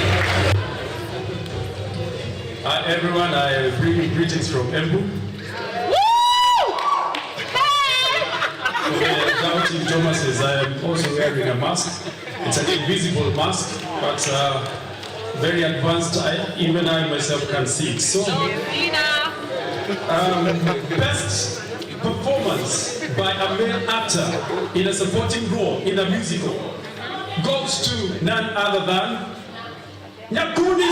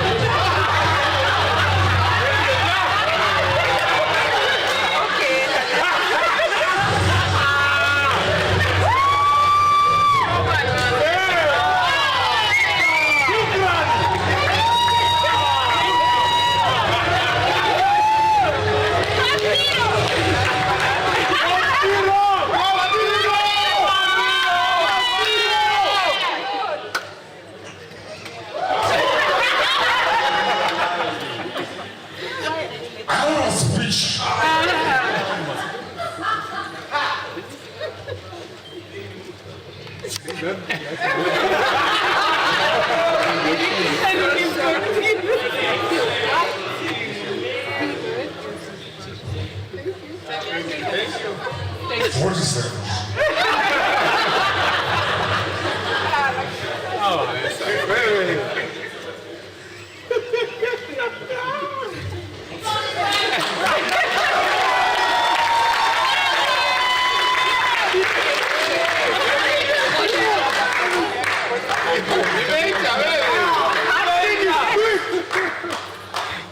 I want to say it's an honor to receive this award from my peers. I thank you so much.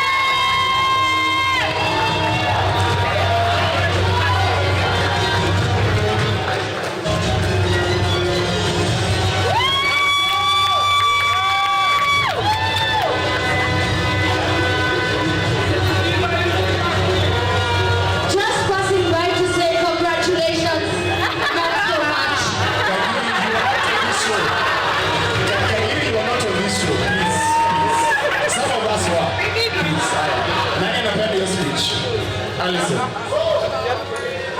Good evening, everyone. This show was an awesome show. If you can watch it, it's a fantastic show. If it comes again, please come and watch the choreography by Seth, the song by Alice, the directing by JJ, producing by Howie, and the Kobiro. Kobiro, eh? Yes, asanteni sana. God bless you, KTA. Asante sana. And don't forget the marketing by the Bimato. Continue. Yes, and the small marketing by the Bimato. Thank you. Thank you very much. Congratulations once again to Chatterbox.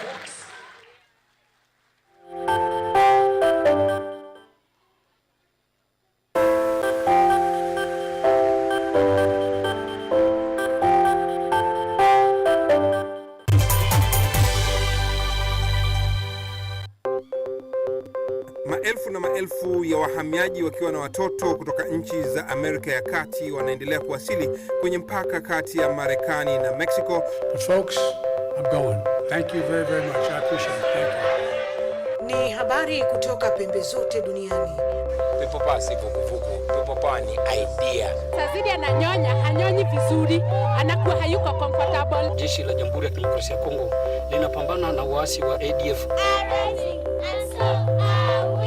Kwa sasa wanatoa wito kwa mashirika, makampuni na vile vituo vya uchukuzi. Mambo mengi yatakwenda kama yalivyopangwa. Hapa ni kuna mmoja wa viongozi wa chama cha wavuvi katika eneo hili. Zaidi tunajaribu kuwapa chanjo ili ina boost ama inanyanyua kinga ya mwili, hiyo inaenda kupelekea kupambana na virusi. Ni dunia ni leo, Jumatatu mpaka Ijumaa, moja kwa moja kutoka VOA Swahili, Washington DC.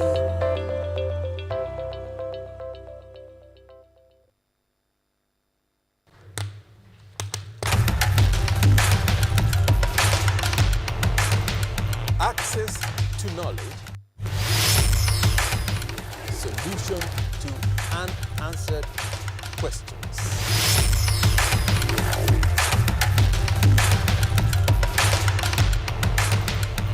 Guidelines to pursuing your rights and repossessing your property, intellectual or material. This and more, only on Law Matters.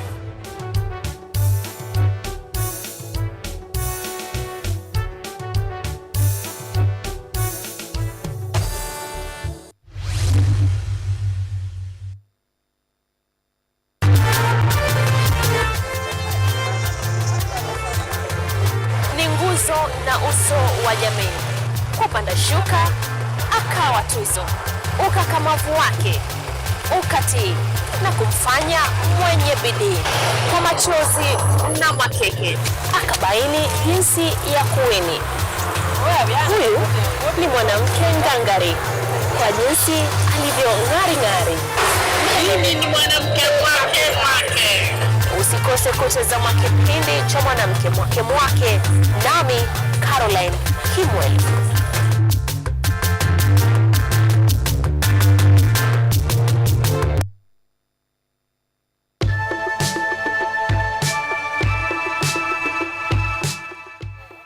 In a world where uncertainty rules and opportunities are scarce, it's time to break from the barrier and unlock your full potential. We must live within our means. We cannot spend money that we don't have.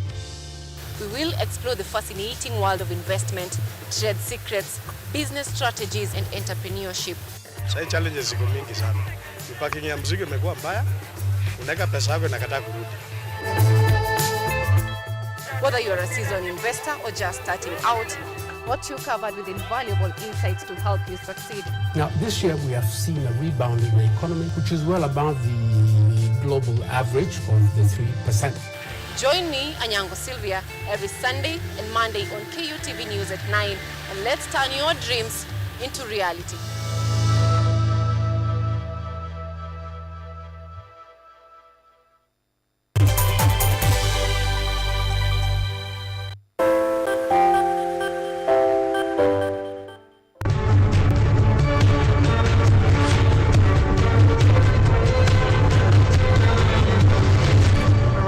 welcome back. And this, if you're just joining us, this is KUTV Rise Today, and the show you're watching on your screen right now is Biashara Tuesday. We've just had an interesting discussion before we got into the break, and the discussion was about the role of financial literacy in entrepreneurship. And you know, this is something that we said is not just a requirement, it is something that is a necessity, because 38%, actually, we had a guest in studio, Paulette, who said that it's not even 38% as the data shows. More than 80% of businesses closed down within the first year or after the first year of the operation, and this is because of financial illiteracy. So that is something that was very important for us to have.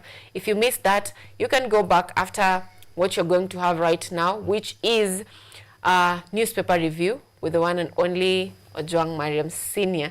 Your names are so long, I can't Senior Warrant Officer 1. Hizo nasema titles na ziko binguni. Titles, you know, I'll one day tell people your real name, but not today. Gani, Vincent Minor, inakuwa kwa M-Pesa, bank checks, all those things. But see hapa. See hapa. Very interesting. It's good to have you in studio this morning. You look good. You look yellow. This is actually mustard. I'm a man. Ugo nje wananikubalia. If I see yellow, I'm a man. So I'm short-sighted too. Anyway, thank you so much for making time for us this morning, Ojwang. It's so good to have you in studio this morning. It's always a pleasure. Yes, and we are going to have very interesting discussions this morning. And this morning, tumeamua this morning tunatetea MSMEs. This morning tunatetea Wakenya wale wadogo kama mimi. Wasiwezi sema na wewe. Okay. Kwa nini? Hapana. I'm still a youth. 32 years of age. I'm a youth. Living in a country yenye Uncle Moody Awori, former deputy president between 2002 to 2007. Vice. Yeah, vice president. By then alikuwa vice president. At one time ali become youth representative. Akapewa kazi na former president Uhuru Kenyatta. Hiyo miaka yake ya 90s. Mimi niko 32. I'm still young. You're still young. Wewe bado ni kijana barubaru. So very interesting. This day we are beginning with this headline on the Daily Nation that 124 billion wheat imports sink farmers into losses. And they highlight, they're saying local wheat growers have been hung to dry after the government allowed a group of millers to spend at least 124.5 billion shillings to ship in over 3.2 million tons of the same product farmers harvested in plenty. Farmers may be forced to sell their grain at a loss to avoid losing their entire harvest, with senators now probing how and why farms were given the nod to import. And you know, Ojwang, this is I've had these cries since last week, I guess, and it's a time when, as a country, we are really focusing on increasing our GDP, increasing our sustainability, and that's why we are having empowerment on the agricultural sector. But as this is happening, I don't know how it passed the Senate and everyone, or who approved this, but we're expecting 124 billion wheat imports. Yeah. And this is a time when mavuno imekubali uko nini? Uko Rift Valley. You know, it's mavuno imekubali. So they have a lot for the country, but now the prices, they have to sell at lower prices. Ndio wasikae na products zao. Or that's the only option they have now. This is not so good for a country when it comes to agricultural sector. So what do you think about this move by the government? It's on page 4 and 5 of the Daily Nation. First of all, kuna kitu tumeishi kusema. The only way sisi kama wa Kenya tunaweza jitoa kwa situation ya kuwa controlled na external forces, I mean other countries, ni if we have food security. Everything yenye natoka huko nje inakuje in terms of kichele, hii pesa ikuje tutumie kukula. Rift Valley, I will include Uasin Gishu County, Nakuru, Laikipia, Nyandarua. Wako na ranches. In fact, kwa na wazungu huko, watu kama Bosnia, kuna watu wanajua Bosnia. Wana farm wheat. in our own country. So si ati hatuna wheat ya kutosha. Tuko na ngano. Na hii ngano saizi wakulima wetu sisi wanauza bei ya kutupa. Juu ya importation ya 124 billion. It's crippling our economy. Borrow from countries zenye zimeendelea, civilized countries, first world kama US. From today, Canada wanaongezewa tax up to 35% wakitaka kuleta vitu zao US. It's the same thing tunafaa kufanya. If sisi tunauza, it would be better. Ati tume export wheat ama wheat products worth 124 billion. Ingekuwa easier kwetu. Ingekuwa easier kwa mkulima wetu.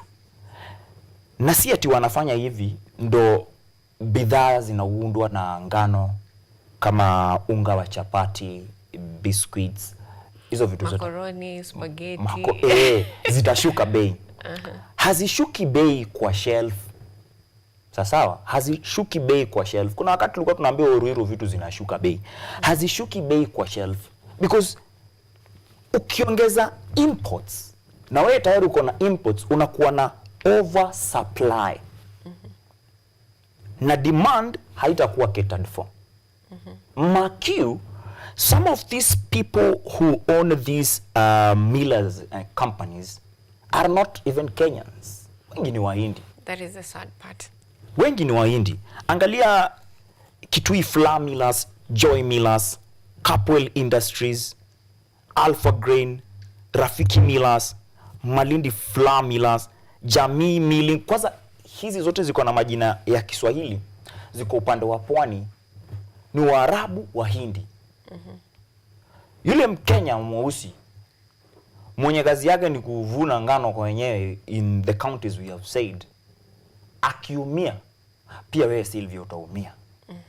Akiumia pia hawa tycoons wenye ni wa Kenya wataumia pia. So we're supposed to have policies. Juu kuallow imports kuingia hivi vyote ni shida na policies. Tukuwe na policies zina favor our own as small, medium enterprises. And you know, my problem is not even with the imports. The problem is we are importing when we have our own production. Yeah, so tunakuwa na over supply. We don't have like a shortage, and that's what makes this even sad. I think that's why the Daily Nation chose to have that as the biggest headline. I think it's a good headline because comparing it to what the Standard are talking about, I think your Daily Nation na wheat ku imports iko na more weight. Yeah. Kuliko Ruto's double speak, because we are used to President Ruto's politics. double speak. Yes. So this is not news. That President William Ruto ameingia Roysambu constituency kwa Bishop Edward Mwai akaacha pledge ya 120 million. Let's not get to that first. Yeah, that's not news. So tukiangalia hadi hii inaguza Mkenya wa kawaida. And also mkulima wa kawaida na consumer wa kawaida. So in the Business Daily, that is on page 13, they're saying plight for MSMEs in Kenya's building construction sector. And this is a cry for, they say that the MSME in Kenya in the building and construction industry contribute 4.1% to our GDP. And that is something, because it's not a small figure if you look at it. I think that's why our president was really saying that the affordable housing will create job opportunities in the country and all that because of the 4.1%. But that's not the problem. The problem is, yes, we have had job opportunities in the country. We have plumbers, we have those people working on electricity, we have architects, we have those construction companies, the ones bringing in cement, mbao, our watu wote. We have all of them in board. But now the problem is taxation to those industry. They're now complaining that, yeah, tukatai mumetupea kazi lakini unatutax sana. So there is, Kenya stands to lose if this taxation keeps increasing, because it will filter out those who can't afford it to those who can. And that is, in a one way or another, reducing the job opportunities at the same time. So what do you think of this plight of SMEs in Kenya's building and construction sector? Medium and small enterprise in the building sector or construction sector wako, lakini si wao. We are talking about companies that require a certification from National Construction Authority, NCA. When your company inataka kupata certification ya NCA na ina deal na mambo ya energy ndo electrical inaingilia, you must have a certification from EPRA. Kufika hapo ni pesa mingi sana. So you will find out that the political class, maybe your governor, maybe your MP, yeye ndiye anafungua a proxy company na anajiita kijana. Akona source of funds za kurun hii company. So first of all, hapo MSME si wao wako, si wao wanasaidika. Tunarudi tunaambiwa that affordable housing ina create jobs. It is doing that, my sister, but not to Kenyans. Unaingia kwa project ya affordable housing, unatafuta kazi ya mjengo, kukua tu fundi, unasikia wanalipwa 400 shillings.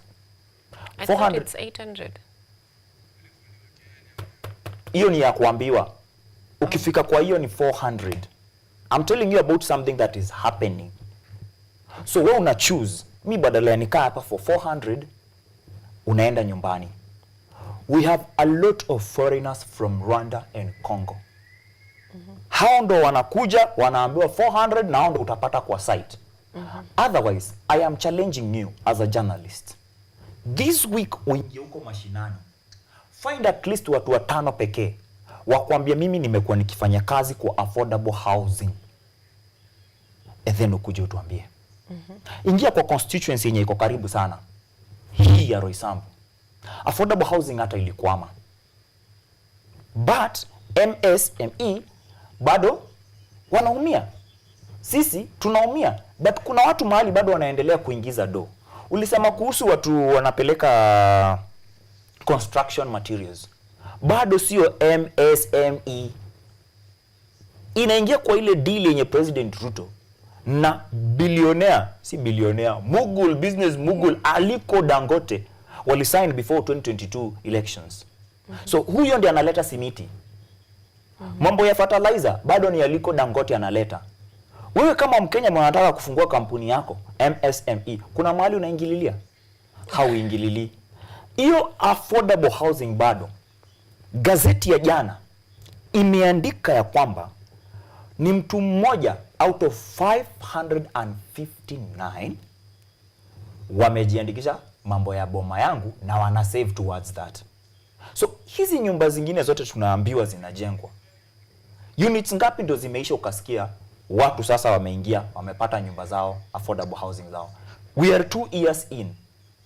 Every month watu wanakatwa pesa za housing levy. At one particular time in 2023, the government backdated these levies. Wakasema hapana, mahakama imekubali August. Mwaka wa serikali unaanza lini? July.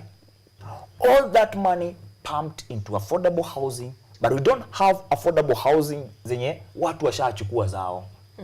We don't have enough data ya watu wanapata hizi kazi wa Kenya, juni ilikuwa ya kuletea wa Kenya kazi. We also don't have a surety of getting these affordable houses. Ulisikia CS akisema what you're doing ni kusaidia gava kujenga, after umesaidia gava kujenga, it's not a tax.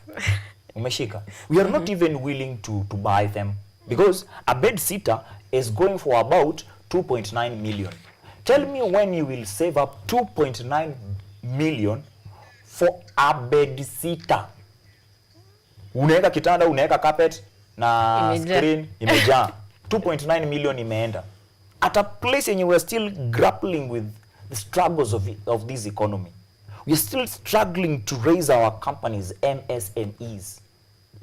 We have unfavorable competition apart from taxes. Taxes ni a tip of the iceberg. Juu unaitishwa tax, before uanze kuitishwa hiyo tax, the process ya ufike hapo kuitishwa tax ni ngumu sana. Yeah, interesting. Now, you've mentioned that ukienda kwa construction companies, you'll get that most of these people working there are not Kenyans. And also, I did an observation. You see, when you're driving along, let's just say any route, Northern Bypass, Mombasa Road, anywhere, you'll find our watu wanauza njugu. Do you know that most of these people are not Kenyans? Wanauza njugu, wanauza kahawa, na tule tumandazi tudogo. Those hawkers are not Kenyan hawkers. And you wonder how they got into the country, because utasikia wanakuambia kuna mwingine hapa zima nikiwa nyumbani huwa tunamuita mabenye. He sells kahawa and these donuts.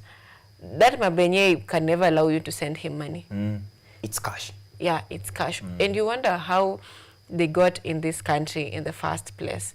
So that's just tells you that in as much as we are saying we don't have jobs and all that, there's also a shortcoming on the government side. The in terms Rwandans, of the Congolese, wanaingilia Kenya using the Busia border yenye inatoka Uganda, which is illegal. Haijafungwa.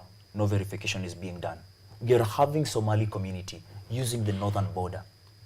Wanaingia Kenya. In fact, saizi washapewa leeway by the President Ruto, that you don't have to go through all those verifications for you to get an ID.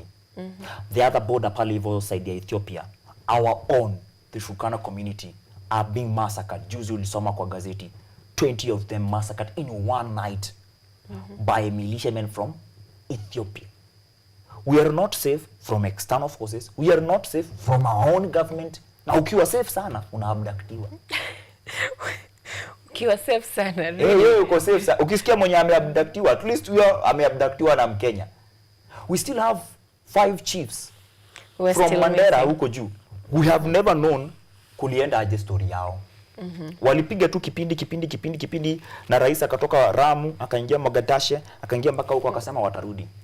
Bado hawajarudi. Sad to say. Now, US aid contract grants cuts in Kenya now hit 108 billion. You remember, I think it was 3 or 4 weeks ago, the 90-day waiver period is almost halfway. We're almost halfway to it. And the US government was saying that now we are focusing on our people.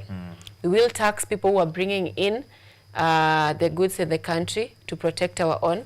USA money is going to be used for the people of USA. Our taxes will not be misused anymore in corruption.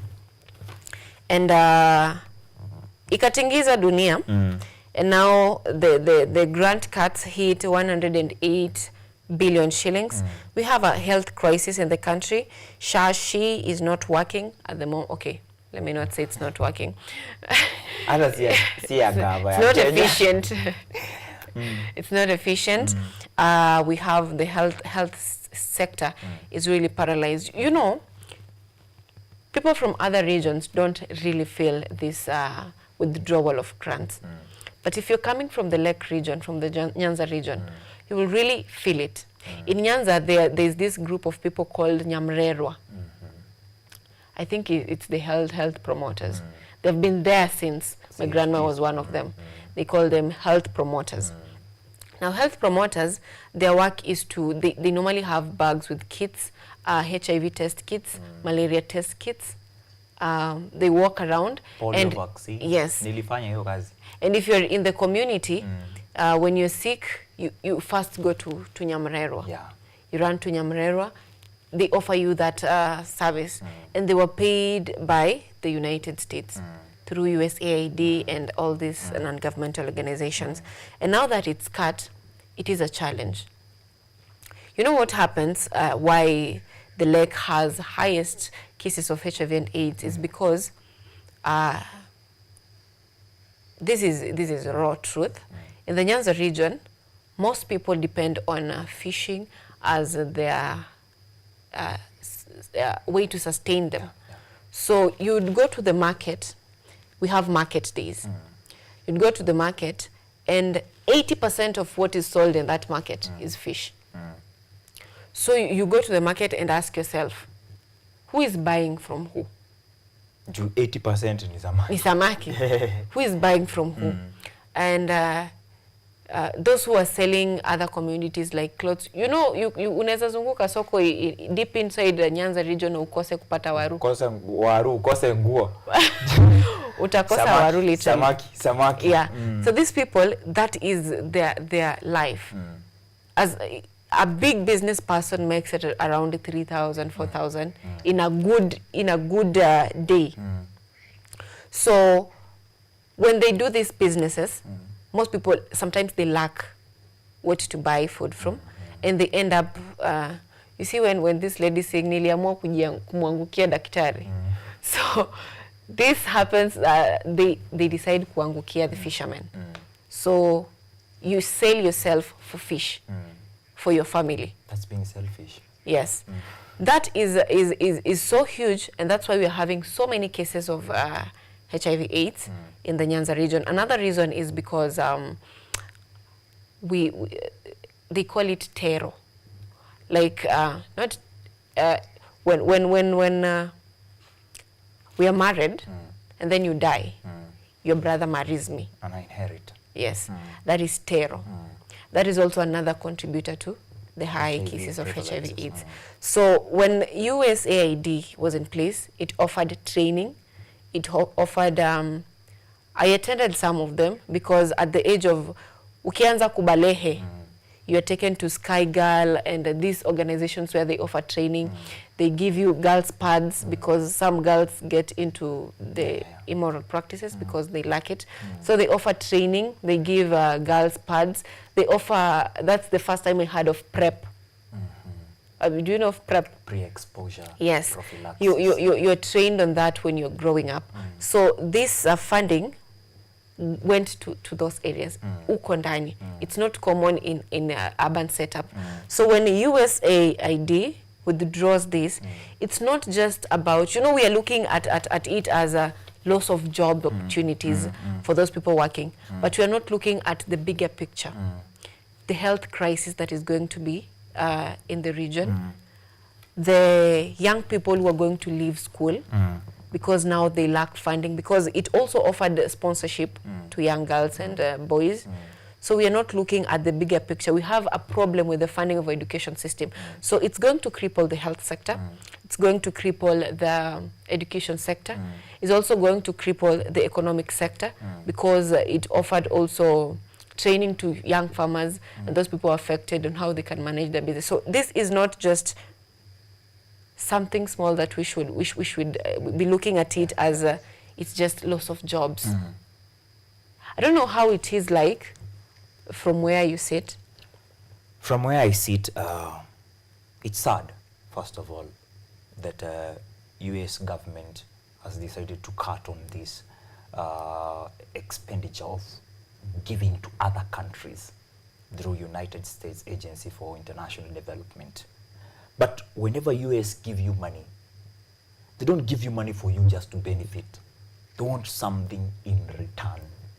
They have their own interests in your country. So when wanakaa chini wana feel like there is no business, ndio wanasema, let's think about America first. It's a good thing to US. Think about America first. What if sisi kama wa Kenya tulikaa chini tuseme Kenya first? Na hiyo ndo ideology tuliuziwa 2022. That we are going to have a Kenya first. Kenya kwanza. I remember then even content creators, when they were doing their comedies mimicking the politicians, especially those running for presidential seats, wakisema, wewe hata ukipewa pesa saizi na uko na Uganda, uko na Tanzania na uko na Kenya, utapeleka wapi pesa? Kila mtu hadi baba anasema Kenya kwanza. So Kenya kwanza ikiingia kwa serikali ilikuwa ifikirie Mkenya kwanza. How are you thinking about Mkenya kwanza when you are allowing 124 billion wheat imports that is coming to sink farmers into losses? Yet, if we empowered our agriculture, if we empowered our education sector, if we empowered our industries, we can have more money so that we stop being selfish, tuache kujiuza ndio tupate fish. So that we can have dignified lives. Normal price ya condom inafaa kuwa around 50 bob. Tulizoeshwa condoms za red zinaitwa sure. Zinapeanwa kwa institutions. And that funding, hata kama imeandikwa GOK, comes from US, USAID. Over 20 years now, we have had USAID. And we just use it as a means of kukamua tu. Tuko na KEM, hatujawahi fikiria kuhusu vaccine ya HIV. Yenye ni yetu ama ya Afrika. Hatujawahi fikiria vile ambavyo in 2 or 3 tulileta FPE. Na hadi saizi they call it FPE. But it is expensive for you kusomesha mtoto in a public primary school. Pesa zetu tukizitengeneza vizuri, hizo pesa ziwekwe kwa education. Kwa nini mimi nitaingia Lake Region nijiuze ndio nipate school fee if education was free? Sanitary towels. We are having our own senators, female senators, riding on the plight of girls to get fundings from abroad, including African countries, because the senator I'm talking about is also said to be a girlfriend to former president. Nigerian president. But akifika hapa mashinani, na kwenye yeye anatoka, it's the same situation. It's by design. Hao watu wanataka tuteseke by design. Ndio wao watajirike. Wewe at least wewe ni mzuri, umewahi pata maybe sanitary towels from the USAID or something like that. But ni watu wangapi huko nje unajua wao wamewahi guza pesa za USAID? Wale ambao wanasaidiwa ni wadogo sana. Lakini wale ambao wanakula hawahitaji usaidizi wowote. Usaidizi wa USAID unahitajika mahali wewe umesema. But hizo pesa zikifika Kenya zinaanza na Ministry of Foreign Affairs wakule yake. Kama ni kwa health, Ministry of Health wakule yake. By the time hii pesa inafika kwa community mashinani or grassroots level, wewe kitu unapata ni chanjo, udungo usikie uchungu. Na ukienda sana kama wewe ni dem, at least utapata sanitary towel. The boys get nothing apart from those jobs. To cut your funding juu imekatiwa saizi for 45 days to make around 45 days to make bila. US juu ni a sovereign country. Juu it's a republic on its own. Wakikataa kabisa, does it mean that all Kenyans are condemned to die? We must think beyond this. How do we help ourselves? But itakuwa ngumu sana when we're not even supporting our own agricultural sector. Exactly. Which is quite unfortunate. And the policy... But tusilie sana. Mimi hata niko in support ya US isimamisha hata kama ni mwaka mzima. Kuna mahali unakaaga hivi, wanasema necessity is the mother of all invention. Tutakaa hivi na tutafigure out. 2027 haiko mbali. If you're not able to do this now, 2027 haiko mbali. To vote na na akili. Nilikuwa nataka kusema na kichwa nikakumbuka, that's what we did in 2022. To vote na akili. And Nguru is telling me right now that the money is there. Now, money is there. Si tutafika kwa hii story yenye iko kwa standard. Money is there if one person can cough 20 million in a day kwa church. Tukifika hapo hivyo ndakuwa na kuelezea 100 million. Wacha na 20 million. To assume ameshapea hiyo kanisa ya Jesus wina 20 million. What could the president do with 100 million in the same constituency? Instead of kujenga kanisa. Now that is that. I think we should get to that that story on Ruto's double speak. And President Ruto's stance on public fundraising has taken a curious turn. Months after banning Harambees for state officers, he now leads multi-million shilling church donation, having recently pledged 120 million to a city church. As criticism mounts, his defiance grows, insisting his contribution are a divine duty. You know, this country is interesting. Let's say, if I was born, okay, apart from the economic side of the country, but if I was to be reborn, I would want to be in Kenya still, because everything is always a joke in this country. You're talking about people dying in hospital before SHA is not working. Someone says, wewe unapiga kelele hapa,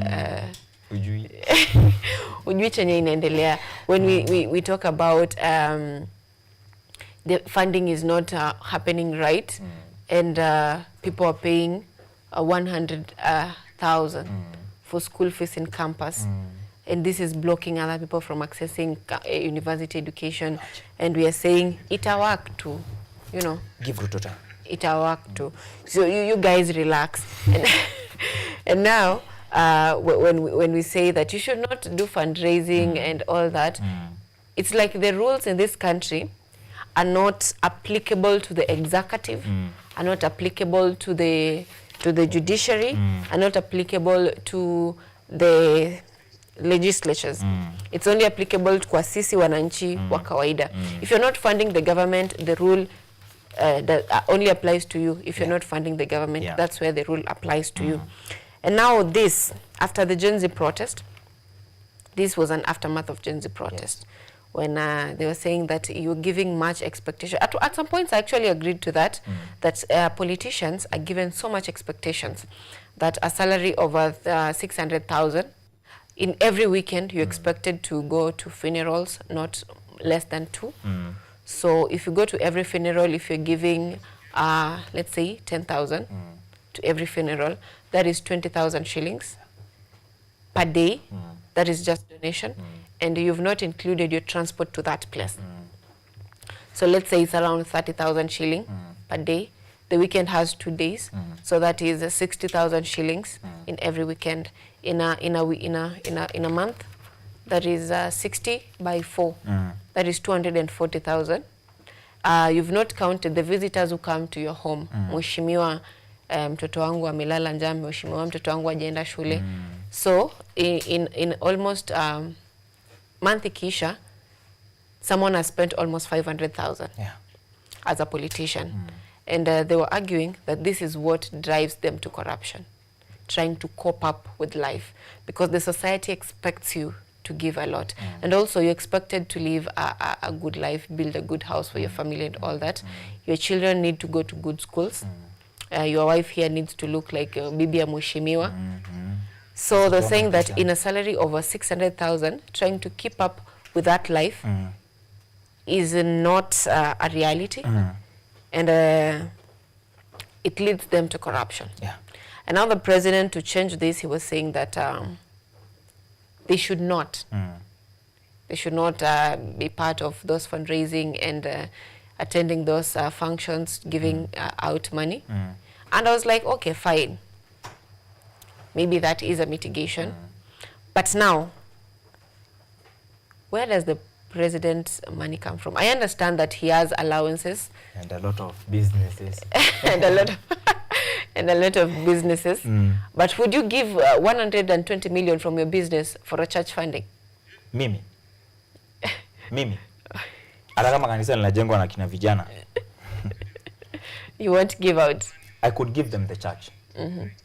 I could give them the church badala ya 20 million. But yenye inashangaza zaidi hapa ni vile President Ruto anajitetea.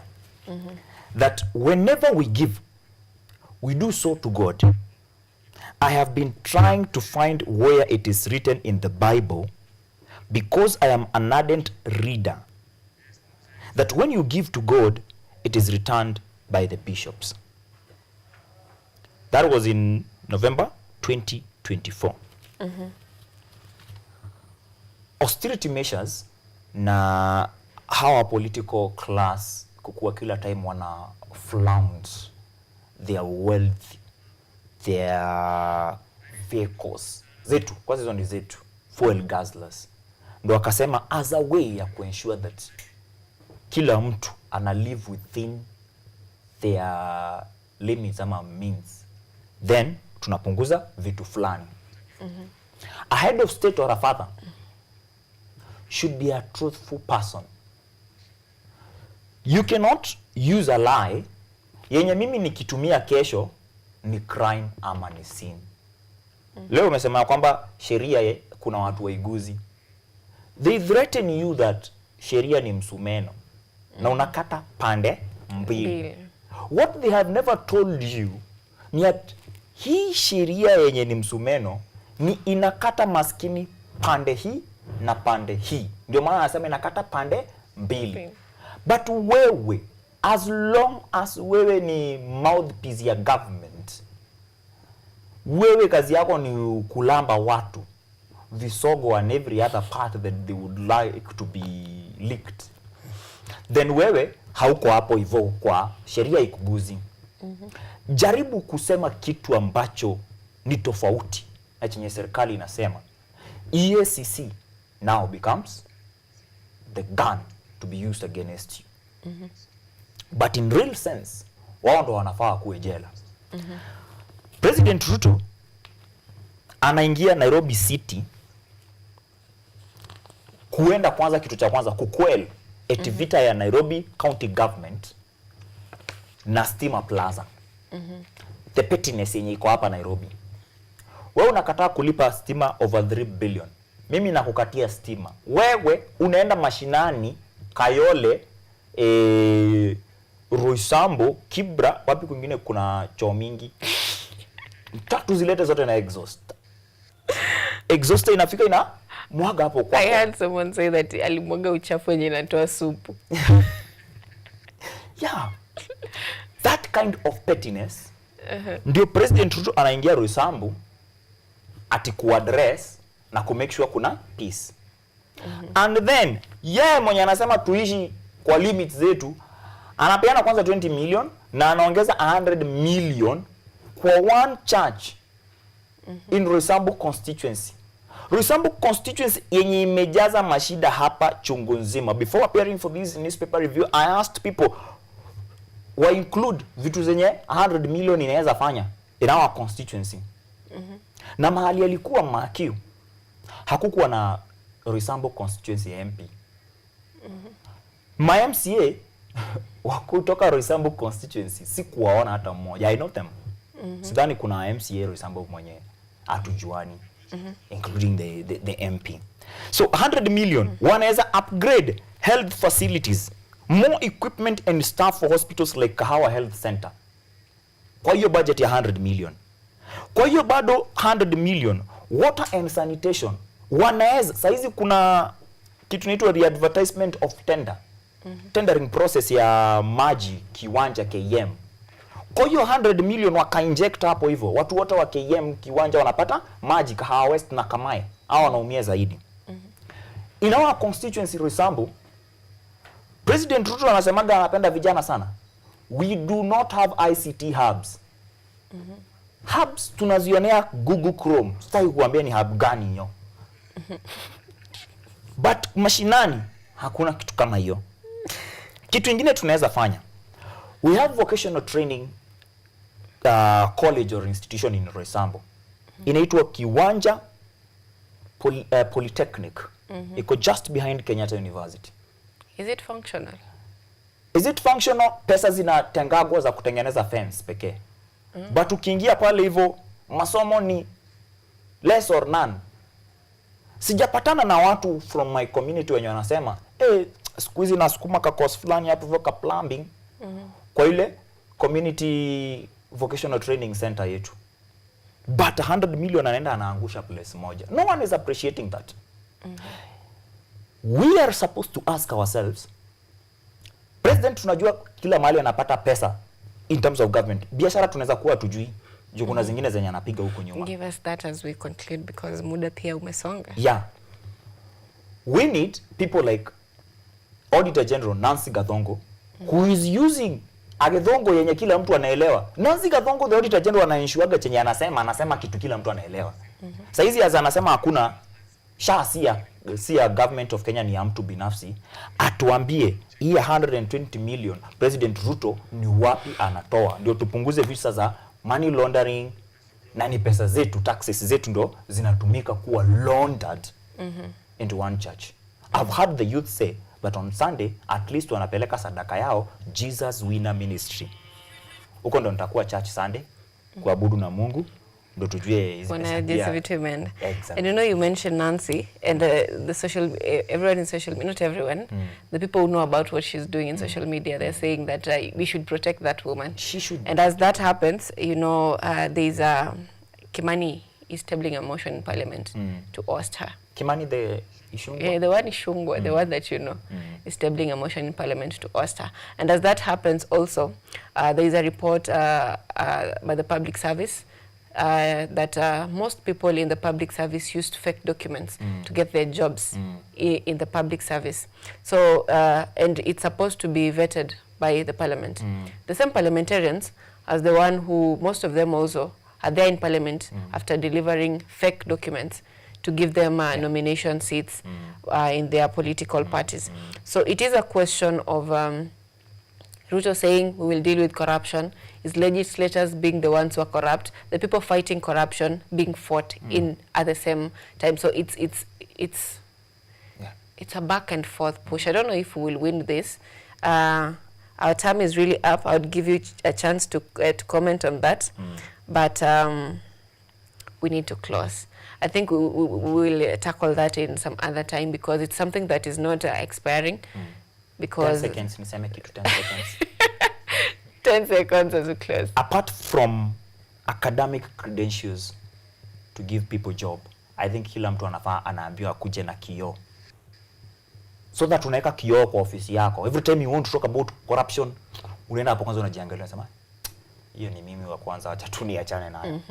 Amira. Ndio kila mtu anajiangalia kwa Amira.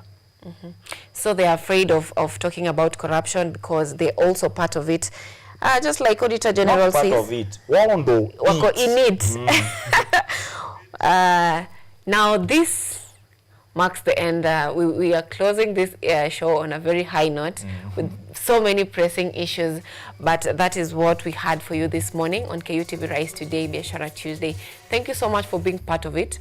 And also remember to vote for KUTV as the best, not KUTV, KUTV Biashara Tuesday, Rise Today as the best show of the year in KUSA Awards. You only need your name and your email address to vote. Don't talk about Maneno Art and Culture Monday right vote now. Biashara Tuesday leo, kindly. You are going through a lot of pressure. Yes, thank you so much. I hope to see you again next week, same time, same place, with yours truly, Anyango, Sylvia, and Ojwang Mario. Nikawajibu Kenya tuko na disaster, watoto wetu wanazidi kuzikana, na Tomboya ameshika